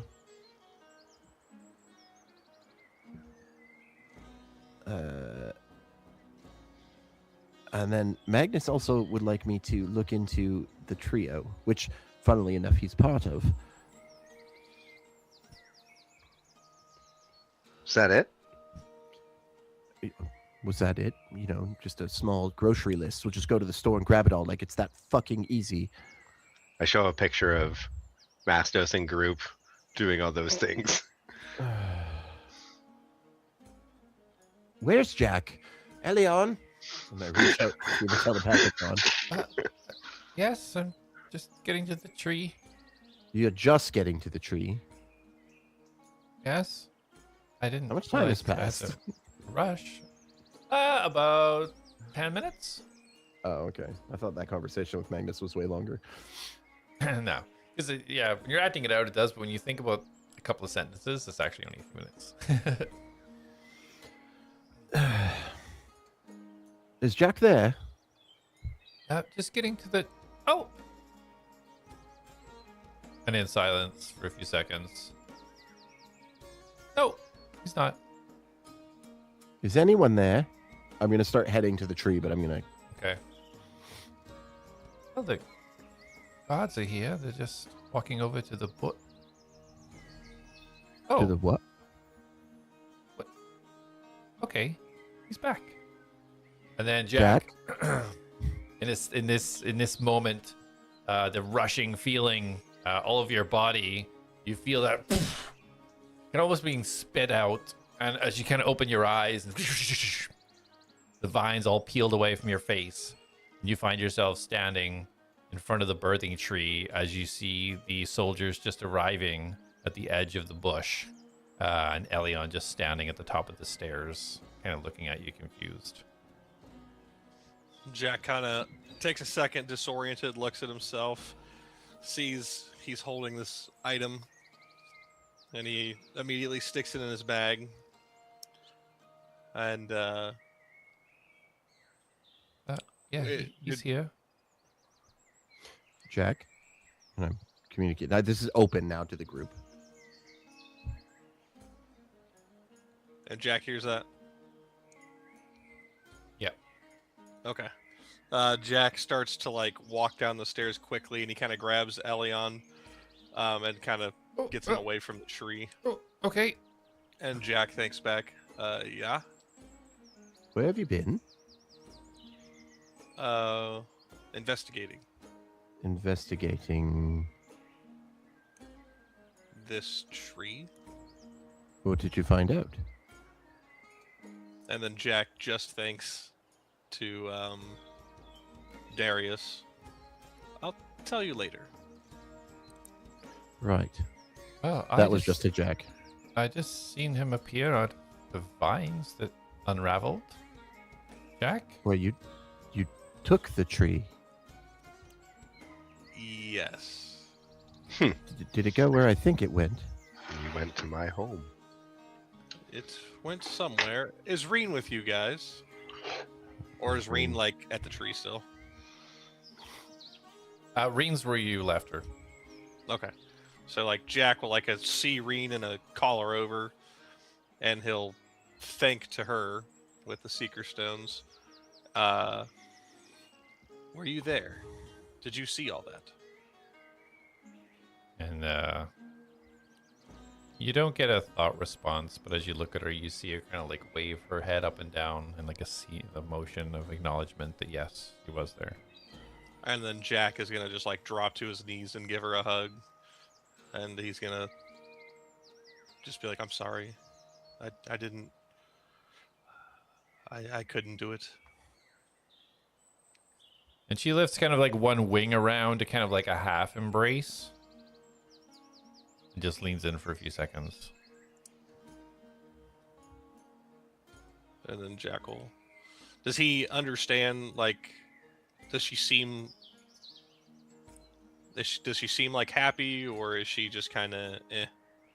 Roll an animal handling check for me. I'm good at those. Please be good at those today. 15. So you get this vibe from her that although happy to kind of be here and be reunited with you, there's something behind that she's not fully committed to that happiness. Almost like not disappointment, but something not quite sitting right with her. Will you be willing to explain yourself later, if not now? And she opens her mouth. You hear in Draconic. Later. Okay. And Jak will kind of stand up and look at Elion. Okay, let's get moving. And he kind of like stumbles after you. Well, what did you see? What was in there? Things. I need to go check on Darius. Oh, things. Great. I'll make note of that in my journal. Jak saw things. And Kinda Jak hurriedly will, follows. yeah, Jak will kind of pick up the pace to get to Darius. Oh, okay. It was a little bit quicker. So, you guys not very far away at all from where the tree was as you were walking towards. So the stone pathway with Darius, you could just kind of pass where the stone seat was that Magnus was sitting. And you can see Jak, Elion, and Reen coming towards you about 20 feet down the path. Okay, I'm going to think to Mastos and Jak. I think it's best we don't discuss anything Elion related for now.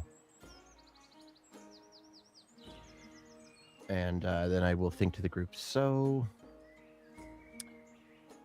I may have made a mistake. That's to be determined, but Me too. What? What? I thought you just spoke with Khaled. How did you make a mistake again? What? No. Yeah. No, I did talk to Khaled. What mistake did you make? I think I made a bad deal. Oh, you mean the blank check that you signed to Garrick when you said, "Oh, give me this power," and he said for a favor, and you didn't ask what the favor was or anything. Well, he was just an old man, but Khaled- Mastos, if Khaled somebody said can give you the power, hag. yeah. I mean, you didn't. I don't think I conveyed that to you until after you told me about the deal. But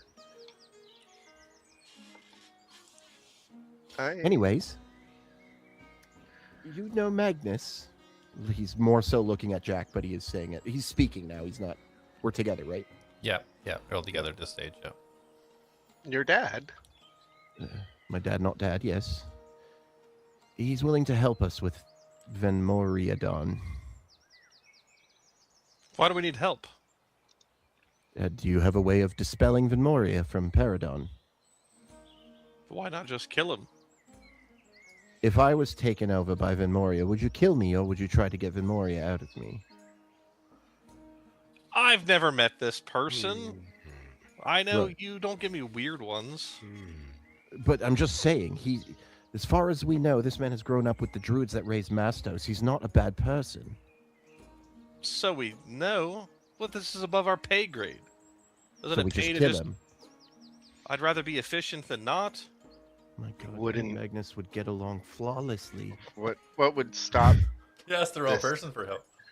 blood magic from transferring to another, and then another? We can't kill everyone in the world. And that's the other thing. What if we kill Paradon and he has some other simulacrum or something he can transfer to? What if he goes into you, Jak? Should we kill you? Don't give me hard ones. Just Well, the answer is no. That's clearly the answer. We just don't want to say that because it counters what you just said. I think I we're know. getting ahead of ourselves. We don't even know where he is or anything.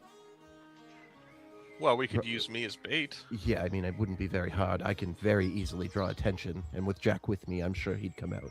I don't think we should draw attention to Arrowcan. That's a good point. I mean, we can walk out of Arakan and I can do it. What if he's in Arrowcan? Well, if we're right outside Arakan and he's in Arakan, I'm pretty sure he'd find us very easily.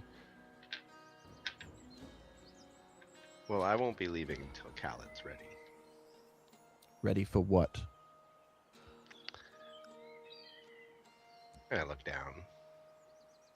Oh God, not another mistake. What did you do now? I will be leaving the seed with her here You will be doing what? in Arrowcan. Uh, I can feel this forest, and this is the safest I've ever felt in a long time. okay. As Darius starts to talk, Jack's gonna put his finger up. We can find him another shiny rock. There's not another shiny rock that is bound to the Fae like that seed is. 1. 2. I hear you about this is the safest you've ever felt, but like on a scale of 1 to 100, if you've always felt like 1, and now you feel 5, you're still not that safe. I feel 100. That's You impossible. just said Garrick. He wrote a blank check to Garrick. What if Garrick's request is the seed? I cannot let that happen. Give me the seed then. And what if he tells me to retrieve it from you? You're more than welcome to try. Lapidus! What do you think is going to happen if you attack me? Do you think he's going to stand by? And he's pointing at Jak. I think Jak's already learned. Yeah, on one-on-one. What do you think's going to happen against the both of us? You're not going to be very effective if I can slow you down. As Jak is feeling much, much better wielding this thing, does he still feel that way right now? Jak is going to do a backflip over Mastos, giving the flanking thing to to Darius and Jak, just to because Mastos just said he already proved something to Jak, and Jak's far better. Cast polymorph on Jak. Turn him into a sheep. Jak, acrobatics check, please. Hooray! Can you do it when he's directly above you so a sheep falls on your head? 17. 17. Yeah, not a problem. You take a quick little leverage off of Rain to get a little bit extra couple of feet, and you do a backflip and land immediately right behind Mastos with Darius right opposite. I'm feeling a bit better. Without even looking back at Jak, acrobatics won't save you. You If I can both get have it. seen what I can do Do you want to test this out right now? in both forms. Do you want me to? Do you want to prove that you can beat us? Is this the best use of our time? I mean, what else are we doing? Well, you had all these things. Never mind. Oh, right. Actually, I pull out my drawing of the list. there's that Elion, and I'm going to think to him. You wanted to meet Magnus, no? If he has more information about how to, bring my friends back. He said he'd be willing to discuss with you. However, he does want that relic. But he did say he would try to help you do whatever you want to bring your friends back via the relic. But the end result is him getting the relic.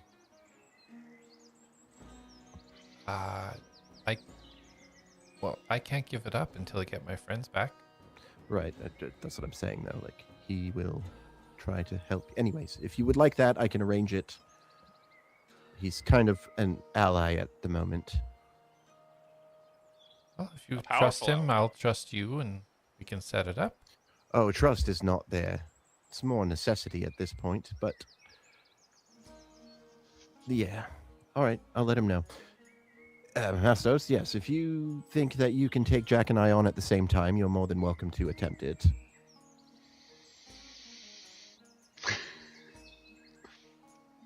I put my hand on your shoulder. Okay. And I cast polymorph on you, Darius. DC 16. Wisdom saving Wisdom throw? saving throw. You got this. Natural 20. Let's go! Let's go! Oh, You man. put your hand on my shoulder, and he just looks at you and smirks, and his eyes flash the purple of Demantrum. And you see, like, my body starts like, and then he just resists it. I'm sorry, you were saying? Jak is gonna smack him with a stick. Can I hit him with this thing?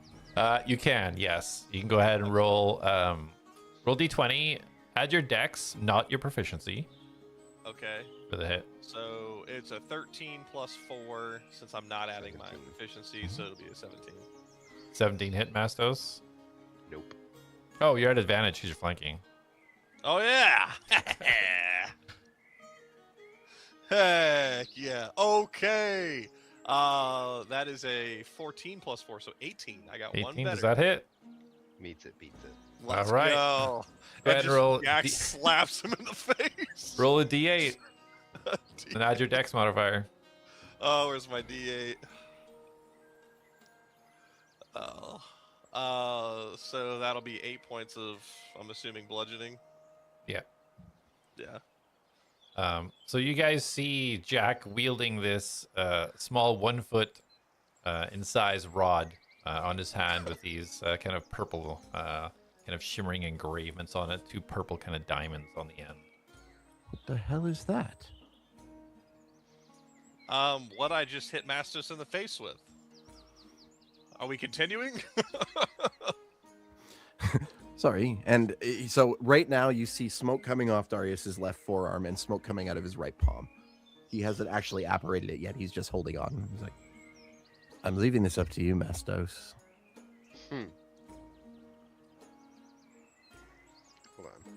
Hold on. Aw. 10 and above, I would have said let's roll initiative, but I got a 4. Fair. Because I just cast polymorph again and then use a bonus action to transform. I could still resist it as well. No, you burned your 20. That was it. I still a 16 or higher, and it's a what, a wisdom? No. As you guys are kind of like toting up and doing this, the corner of your eye, you can see Elion just sitting on the stone bench, just watching. Yeah, that's fine. I don't Well, expect you to now do if we're anything. putting on a show, now I feel obligated. Well, since you asked, and so does this thing like disappear, like, or is it just? No, it's physical in your hand. Okay. Yeah. So There's details on it further if you read. There's different Yeah. details that are not applicable. Yeah, because you didn't make the pact, man. I know I read the first paragraph. So, what's the one word? Extend. Oh well, you can just whatever you want it to be. It's Neobo. You can just flavor that up. Okay. Dracarys. I don't know what you just said, but we'll say Jak hits maybe a button. But you just see it extend to a 10-foot pole, and then he shrinks it back immediately.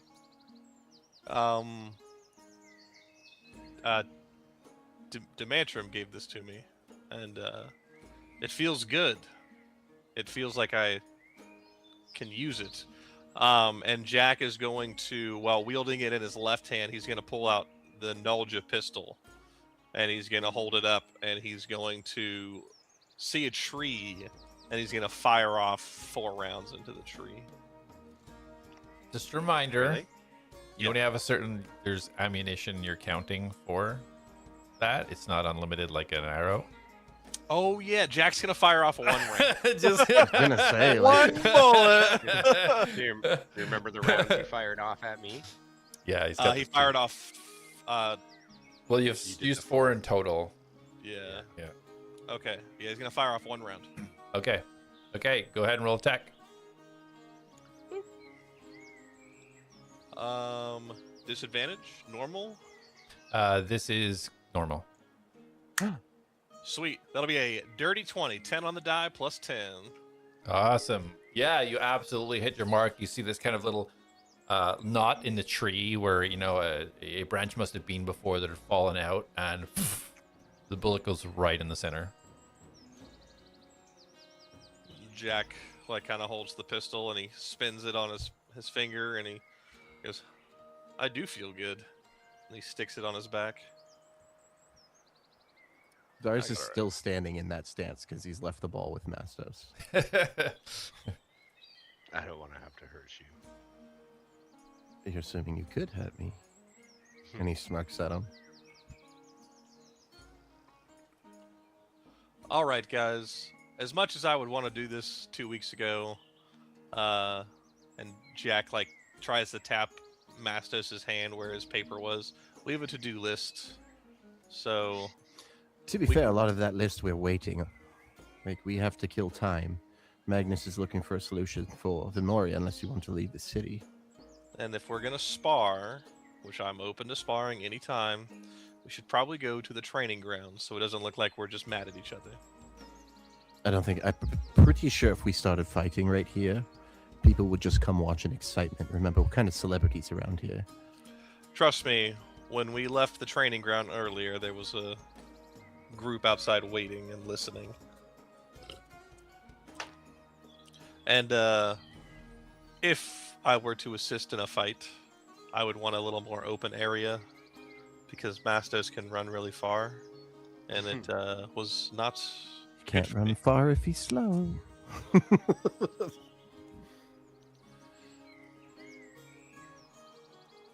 Gotta hit me first. Slow has a 40-foot radius. I don't have to hit you. You have to resist it. At advantage. Advantage on what? Magical effects and spells. That's fair. I also have cutting words. Well, what are we waiting for? Because I need to talk to Darius in private and I need to talk to Reen in private. I have some things I need to do. Well, there's Magnus is looking into something for us to see if he can dispel what's ever happening to Paradon. I kind of assume that was our biggest priority, so we're not looking over our shoulder going into danger in one direction with danger following us somewhere. Okay. Well, this town has nothing for supplies because they share everything here, I guess. So, Mastos, if you're going to give your stone up, why don't you go look for a new one, shiny, or you can meet us at the battlegrounds in like 10 minutes and we'll fight each other. And yeah, I just need like 10 minutes. Oh yeah, Mastos, you like shiny stones, don't you? What are you getting at? I reach into my bag and I pull out a diamond worth 5,000 gold. Ooh. Do you like this? My face is like, ooh. It's better than the seed, isn't it, buddy? This is not. I don't think anything's going to replace the seed. It's like the heart of the Fae. Literally. I snatch the diamond up, and I'm like, attempt to snatch the diamond up. Yeah. You resisting it? Of course. Okay. Yeah. $5,000. Let's do a contested dexterity check.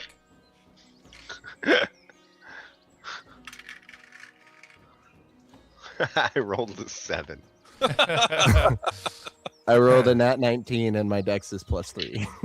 Dude's rolling hot tonight. So as you have your, as you kind of hold the diamond out, and Mastos goes to grab for it, the remnants of the Fey energy, kind of like pack energy, seeping out of your hand, it almost forms in a solid form, and you, Mastos, you feel your hand kind of just almost bounce off it as it dissipates. I almost do like a sleight of hand, like it like disappears out of my hand, and then I make it appear in my other hand. Well, if you want me to be able to do what Atlas could do, I will need that. Yes, of course. You just don't go grabbing things, especially something with 5,000 gold out of someone's hand. I don't care about the gold worth. Okay, but, you know, general society, you can't just go and grab something worth 5,000 gold off of someone. They generally don't appreciate it. How would you like it if someone came and grabbed that seed out of your hand? They wouldn't have a hand left to grab with. Oh, you're so violent. Why do you think you can kill everyone? I didn't say I would kill them. I would just say I would remove their hands. The seed is quite You do special. realize that that could be a fatal wound, right? You can always cauterize and hope for the best. This is all very fun, but what are we doing? We're waiting, Elion. For? I He's show him the waiting. list of things. He's waiting on Khalid because she's preparing something to put the seed away so that nobody can take it or hurt it or something. Use it. I'm waiting on Magnus, 1, so you can talk to him, and 2, so he can stop us from having to look over our shoulders on our way to our next destination, which I'm assuming... Yeah, go ahead. Which I'm assuming, and he looks at him like inquisitively, is Fort Ramlin. My ears perk up. Is what? Sorry? Repeat that? It is Fort Ramlin, right? That's the name of it? That's the name Or of did I where... say it wrong? So sorry, say the sentence again. We're going. I said the next place we're heading after we resolve whatever, so we don't have when Paradon is hopefully cured and not killed. We're heading to Fort Ramlin because that's where Chantra or whatever is, right? Chantra is, yeah. Yeah. Chantra. And that's also to the west, east, Southwest. Yeah, southwest, yeah. and then we can keep going whatever direction he needs to go. But Magnus may solve his problem too, so who knows? Well, Okay. He needed to go past Southwest, right? Well, we don't know what Magnus is going to But we're currently waiting on other people. Unless you have something you hastily need to get completed. Not really. I just thought we were going to talk to the 3 people that Paradon had done something with and give them the magic items that I seen. Valid point. I completely forgot about those 3. Do we know where they are?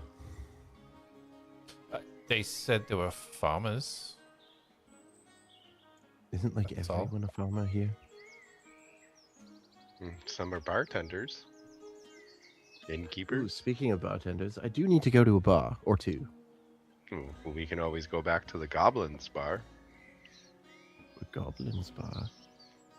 The one reading the journal. What? Our first day here? Nope. No? The I one I don't gave? recall. No. I'm not saying you're wrong. I don't remember. I'm sorry. I don't think There's you've been a told lot. anyone. Nick's journals. Oh yeah, because I ran back in, right? Yeah. Oh yeah. I gave the goblin we met Slapneck's journal to help translate. What? You did what? I gave that journal to the goblin to help us read it. You gave the journal of the giant evil goblin that wants to free goblin kind and did a bunch of experiments to learn about power to another goblin. Yes. How are you still alive? How did the Fae survive with you as someone who was supposedly defending it?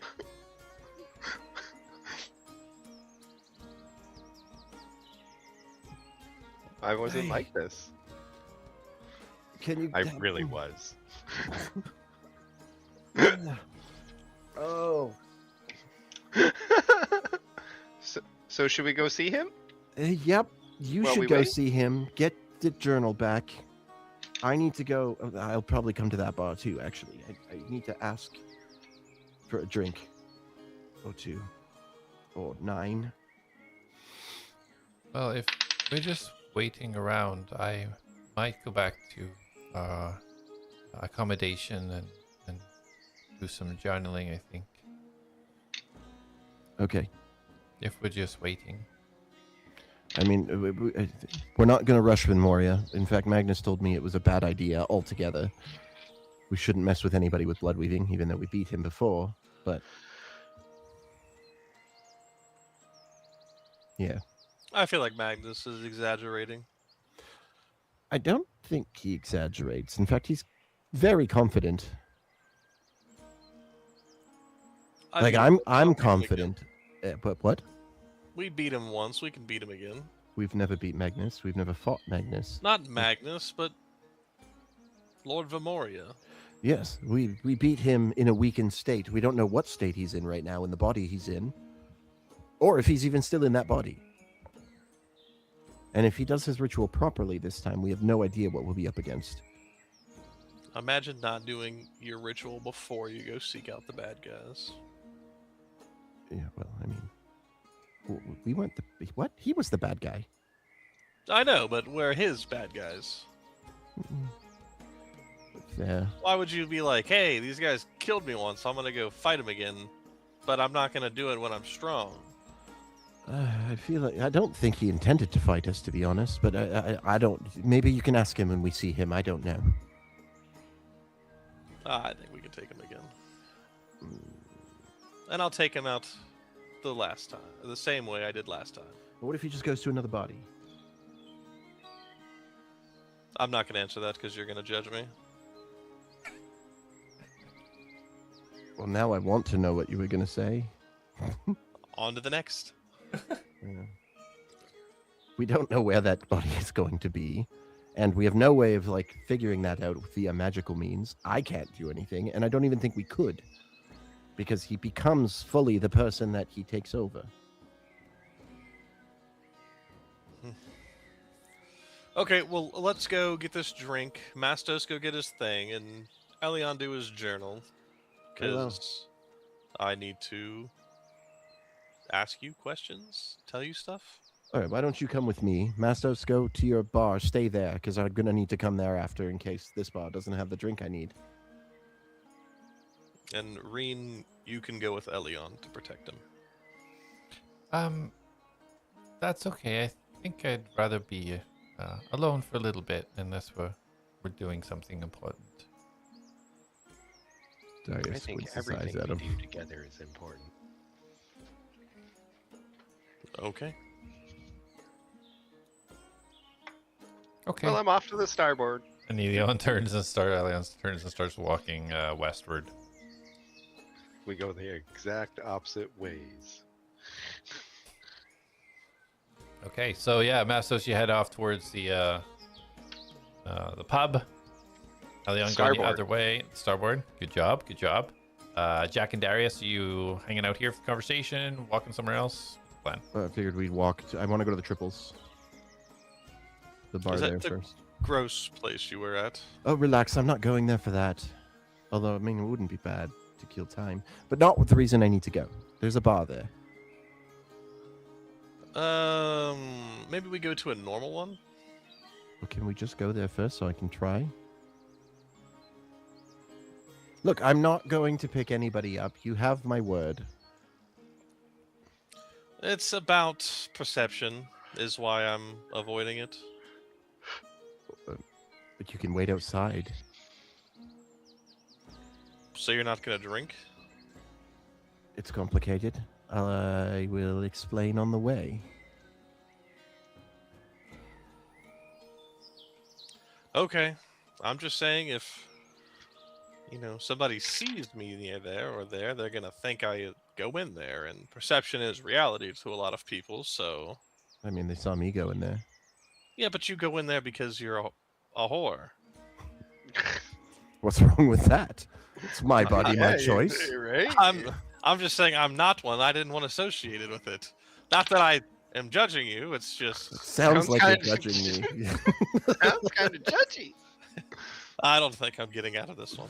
Fine, we'll go there.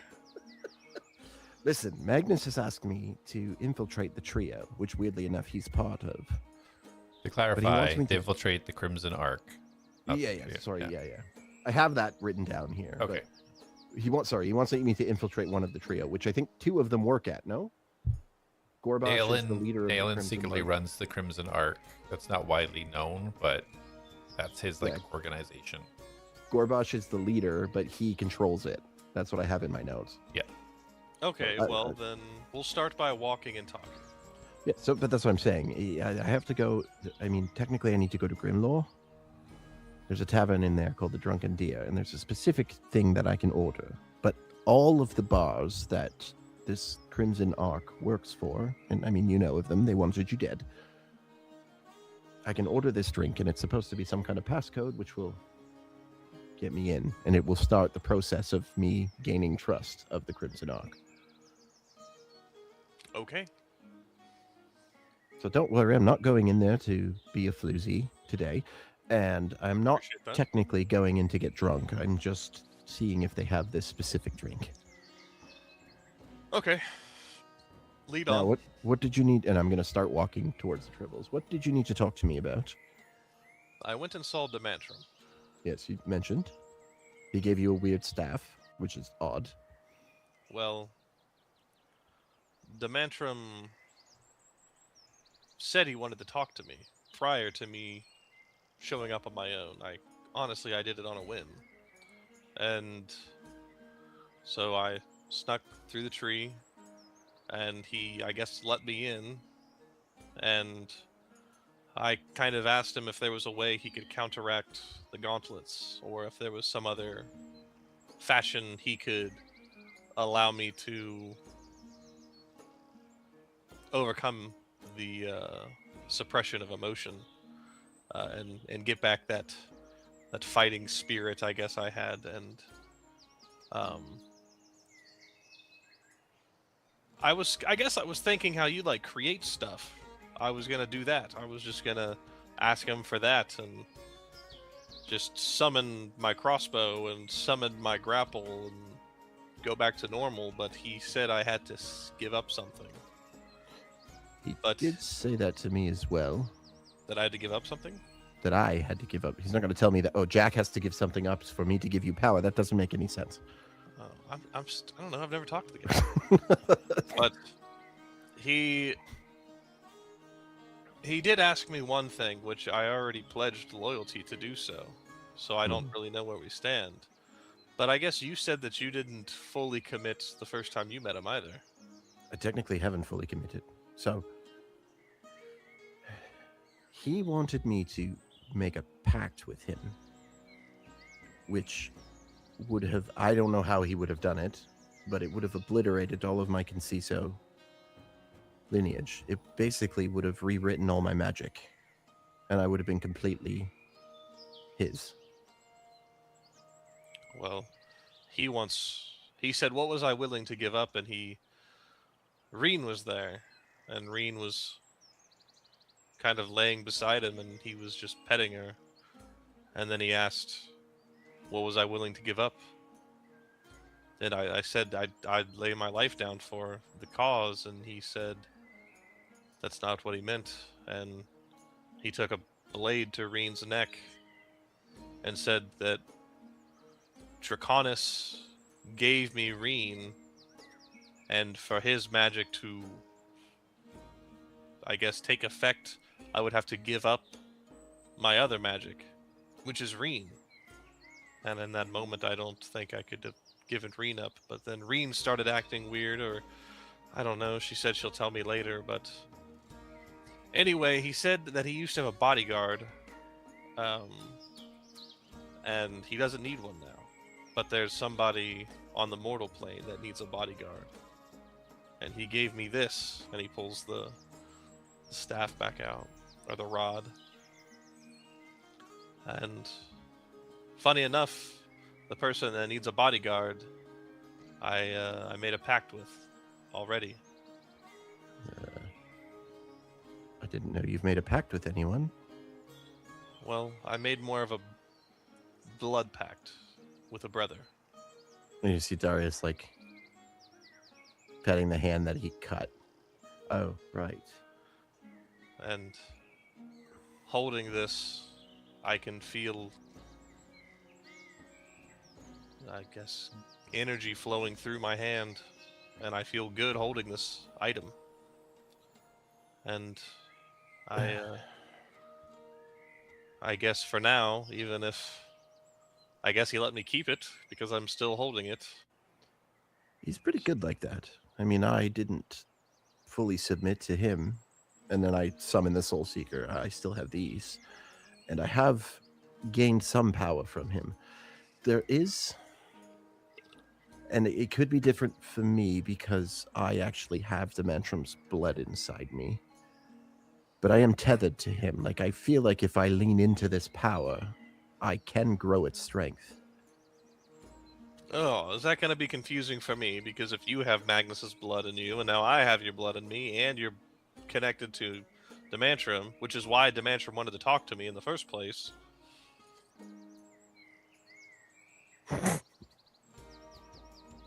I don't know. But Well, that was confusing for me. However, my whole thing was a ritual done at birth, so I don't think the small amount of my blood that went into your body is going to bind you completely. That might be why you need to give in to him in order for it to work. Again, this is all theory. I don't really know how any of it works. I can say this. Him holding the knife to Reen's throat was probably... what's the word I'm looking for? a test? Yes, but no. But like That's a what I hypothetical. That's what I thought it was. That's why I said no. Like, what are you willing to give up? I said myself. I don't think he would kill Reen, is what I'm saying. But I do think it Even would if sever he your did, I would connection. just summon her again.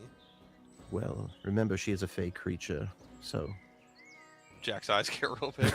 Oh. he may have a little more power over that. But he may be signifying that your connection be severed with her. And maybe she was upset because she wants you to do it. But again, she said she wants to talk to you about it later. So maybe have that conversation. I guess the moral of what I'm getting at is, even though I'm not fully, I guess, employed by Demantrum, that I swore an oath to protect you with my life. So make sure you have your shield, make sure you have extra heals and a lot of potions. And I will jump in front of a spell if I have to, but I'd Okay, I was prefer you about to not say, be, so your method of protecting me is to make sure that I protect myself. I get it. I understand. basic stuff. Basic stuff. I will jump in front of a fireball if I have to, but Well, I mean, I to be just fair, have if somebody fires a fireball at me, anybody around me is going to be hurt. Those are pretty explosive, as you've seen. I just need you to be prepared. I will step in and do everything in my power. I to protect hear you. you, and I appreciate what you're saying, Jack. I have no intention of dying anytime soon, or throwing myself in front of danger. And to be honest, now, and you see the blade flash, and then the shield appears on my arm. Now that I can actually summon them both at the same time, it's a bit easier. I did see an emblem I've never seen before, The one on the shield? See that one Yeah. on the shield. and it's on his staff thing, or No, it was on the palm of your hand when you first picked up the. okay, It's not static there. It just appeared whenever you picked it up. yeah, it appeared on my hand as well. So that's the Mantrum's. Well, technically, it's the Order of the Feyborn's crest. It is the Mantrum's face, but I created that. In fact, I created all of it. The Order of the Feyborn. I came up with that name and the titles of each person. I am the first voice, and then Khaled will be a high voice of the Mantrum, and What am I? I don't know. I would have to talk to him to see where you your stand. bodyguard. I haven't a paragon of the first voice. I don't know. Okay. Just in the background. The title is set. Well, if you talk to Demantrum before I do again, because it depends on what Reen and I talk about. But I guess may not be done with him because I don't know what Reen fully wants. But I will say, I don't really have full visibility into what happens if you fully lean into it. But I know you can swap weapons out. You can bind to any weapon with this ability. And I think the further of his power you get, you can use literally any weapon. Well, I guess for now I'll hold a rod and a pistol in the other. Not a bad combination. But it was weird, and that's really all I had for you. You get used to it. It was very unsettling the first time I saw him. I thought I had died and gone to hell. Yeah. Is it just like call out to him, or do I have to like go through the tree again? I mean, I called out to him. I don't know. It's like, are you bound to him in some way? I don't know. I went into the tree. I couldn't go through, and I poked Filbert, and I said, "Let me through," and he did. Well, he wouldn't let me through, little jerk. Filbert and I were like that. Worst case, I can always, I mean, you can let me know, and I can let him know, and then maybe he'll reach out to you. Okay. Would we have reached triples by now? Yeah, you can definitely have reached triples by now. Yeah. Yeah. All right, just give me one moment. I'm going to run in. I'm going to see if this works. I doubt it's going to, but yeah, you never know. I may reach out to you psychically or telepathically or whatever, Mastosy, if I need you to join me, because I don't know what's going to happen after all of this. I will be ready. All right, so I'm going to go inside. Okay. I'll probably just sit out here and talk to Reen. Enjoy. All right. Yeah, as you go in, you see there's about 8 or 9 people kind of scattered throughout here. My Looks girl like back? possibly the breakfast rush. Oh, it's breakfast time? No, she Yeah. won't be there then. Yeah, it's about 11. People are just kind of lazy people getting up and around. As you look over, it looks like a human male standing behind the bar, kind of busy wiping things down, getting things ready. All right, I'm gonna walk up to the bar. Hello, sir. And he stops it. Hello, how can I help you? Well, and I pull a gold out and I just kind of like move it between my fingers and I'm like sliding up. I heard, and I haven't been able to find it anywhere, but I heard that a darkened bark ale in a frosted red mug is the best ale that you can get anywhere. Would you happen to have one? I haven't heard of that drink before, but I can ask around. And he points to the back kitchen. Sure, if you don't mind. What was it again? Darkened black ale in a bark mug? Darkened bark ale?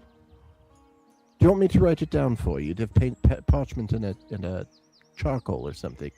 Yes, please. And he pulls a little piece of paper and a little piece of charcoal and sets it on the counter. Write it in like really nice, like calligraphy. Yeah. And then I hand it back to him. You can read, yeah? Normal words. Is this normal words? I take it and then I write it on the back in like children's writing. And he turns and walks in the swinging door into the back kitchen. About 20 seconds goes by. And he comes out without a parchment. No, we don't have that. All right. And I slide the gold over to him. Thank you for your time. Oh, And we don't have it.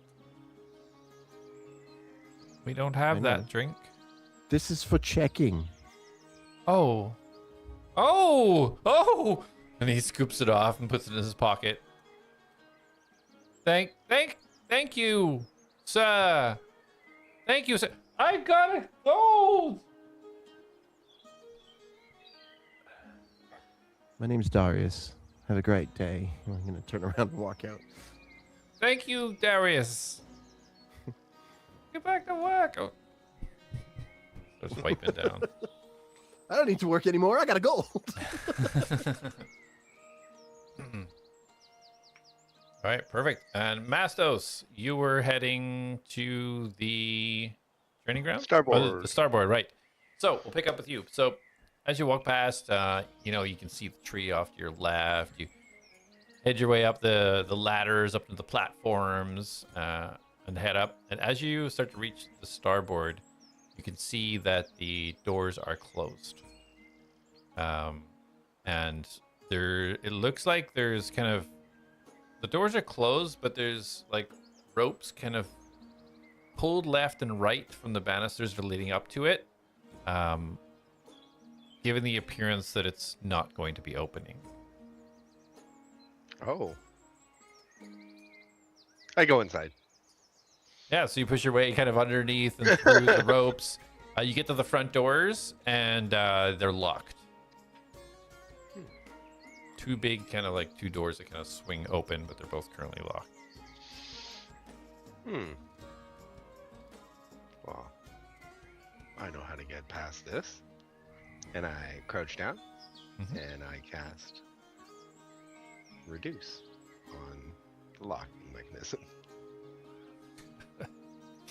Oh boy.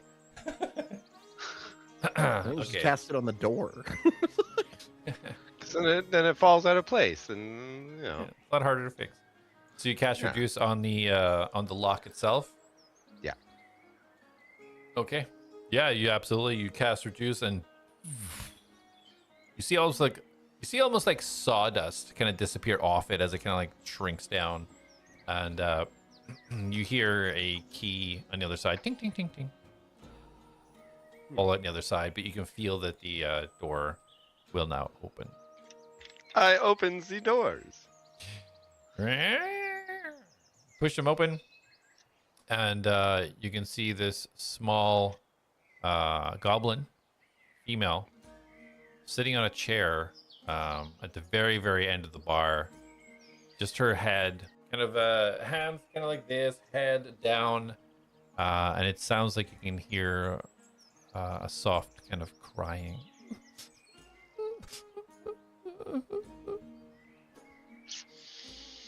Before I continue, I'm pretty sure I fucked up. I will slowly close the door behind me.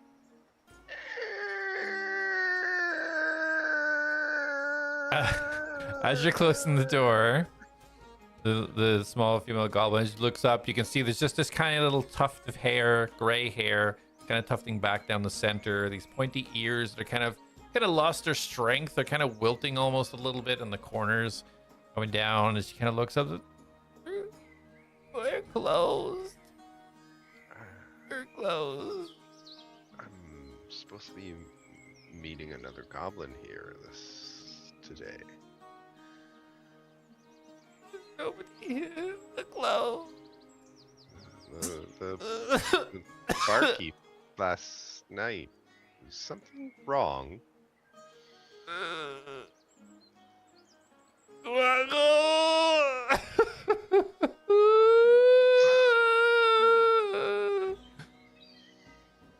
Just wailing.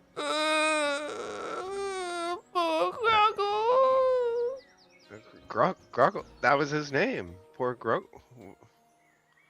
Is he sick? They found his body in the water.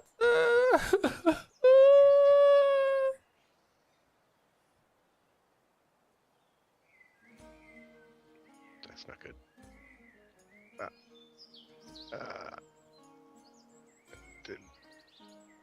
Did he have anything on him? What do you mean? Ask him if I was the body. You're dead. Well, he was to bring me something, but it's so sad that he's gone. Do they know what happened? Slashes all over his body, his her little beautiful body. Slashes everywhere. Can't believe he's gone. Did he leave anything behind? What Like do a you book? mean be mine? Be mine. Yes, but you are not a thing.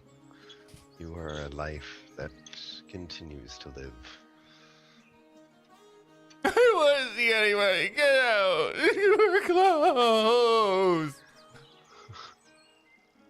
I really must get my book, but I see you're There's no busy. book and I'm like here. trying to leave. I'm like,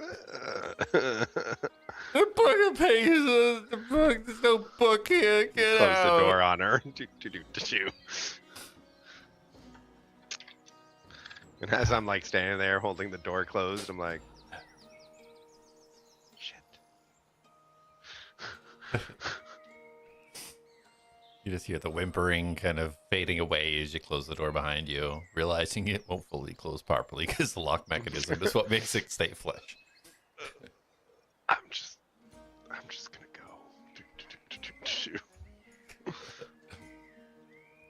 Perfect. As this is going on, Jak, you are outside by yourself. Darius has gone inside the inn. Yeah, you're sitting outside. There's just kind of a grassy hill just before it kind of gets to the triples where they have sort of a deck over covered. So you're and Reen kind of sitting there on the grass. Jak will walk over to Reen and kind of get on his knees in front of her, start kind of petting her. So, what's wrong? Did I make a bad choice?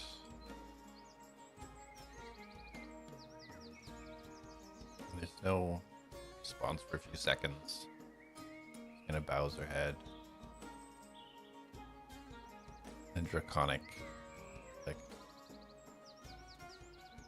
I'm willing to sacrifice my life for you. You committed to sacrifice yourself for Darius, so that means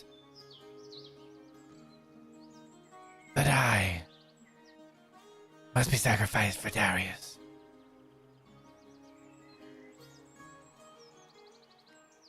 I can't just give you up. You were the reason I've gotten to where I'm at. A commitment is a bond. A commitment you made, and now broken. And you would be okay with me just giving you up? What would become of you? What I got for me next is not for me to say, but is yet to come.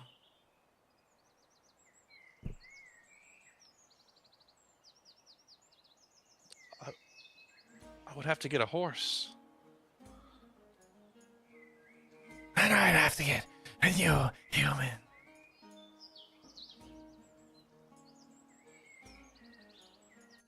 Oh, I thought that would lighten the mood, but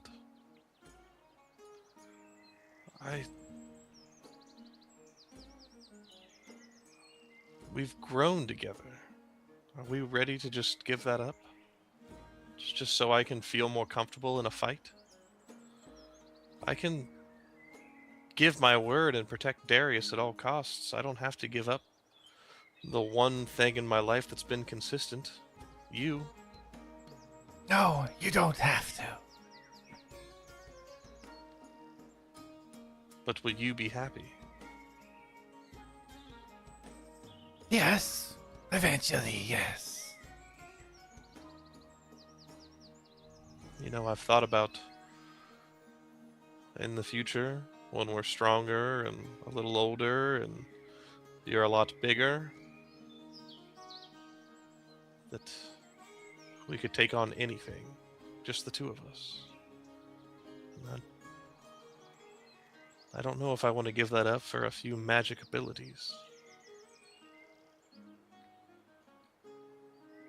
That sounds nice. But doing battle with friends and family sounds even better.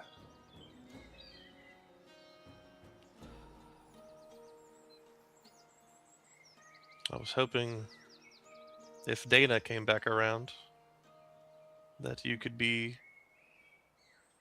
her best friend, being that she doesn't have a Drake anymore.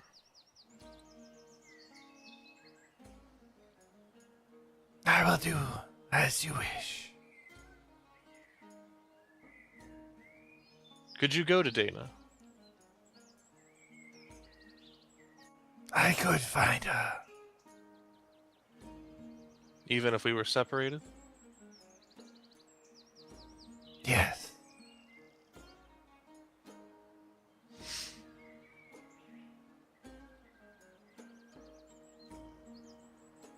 If you can find your way to Dana, I would gladly give you up. But I don't know if I can any other way. It bends her neck and kind of stares more at you, her eyes now fully connecting with yours. Whatever you want me to do, Jak, I will do.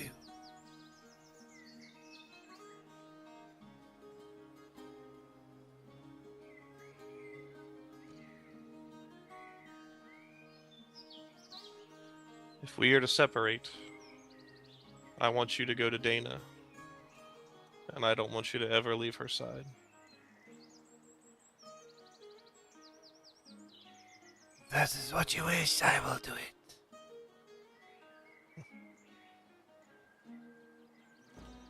You'll be you, right? You'll be everything we grew together.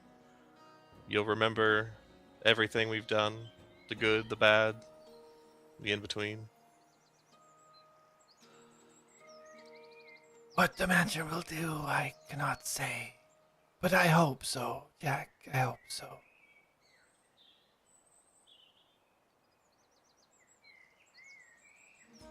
Well, I love you, Reen, and I will give you up if that's what I have to do. I love you too, Jak. And she leans in, opens her wings. Jak will start hugging her. pulls you in tight. Okay. I don't know if this will work, but I'll give it a shot. Jak will kind of hug her one more time, give her a few pets, and then Jak will turn and just look into the sky. Demantrum! I know what to do. And I'm ready. And then Jak will just kind of like stand there and look up.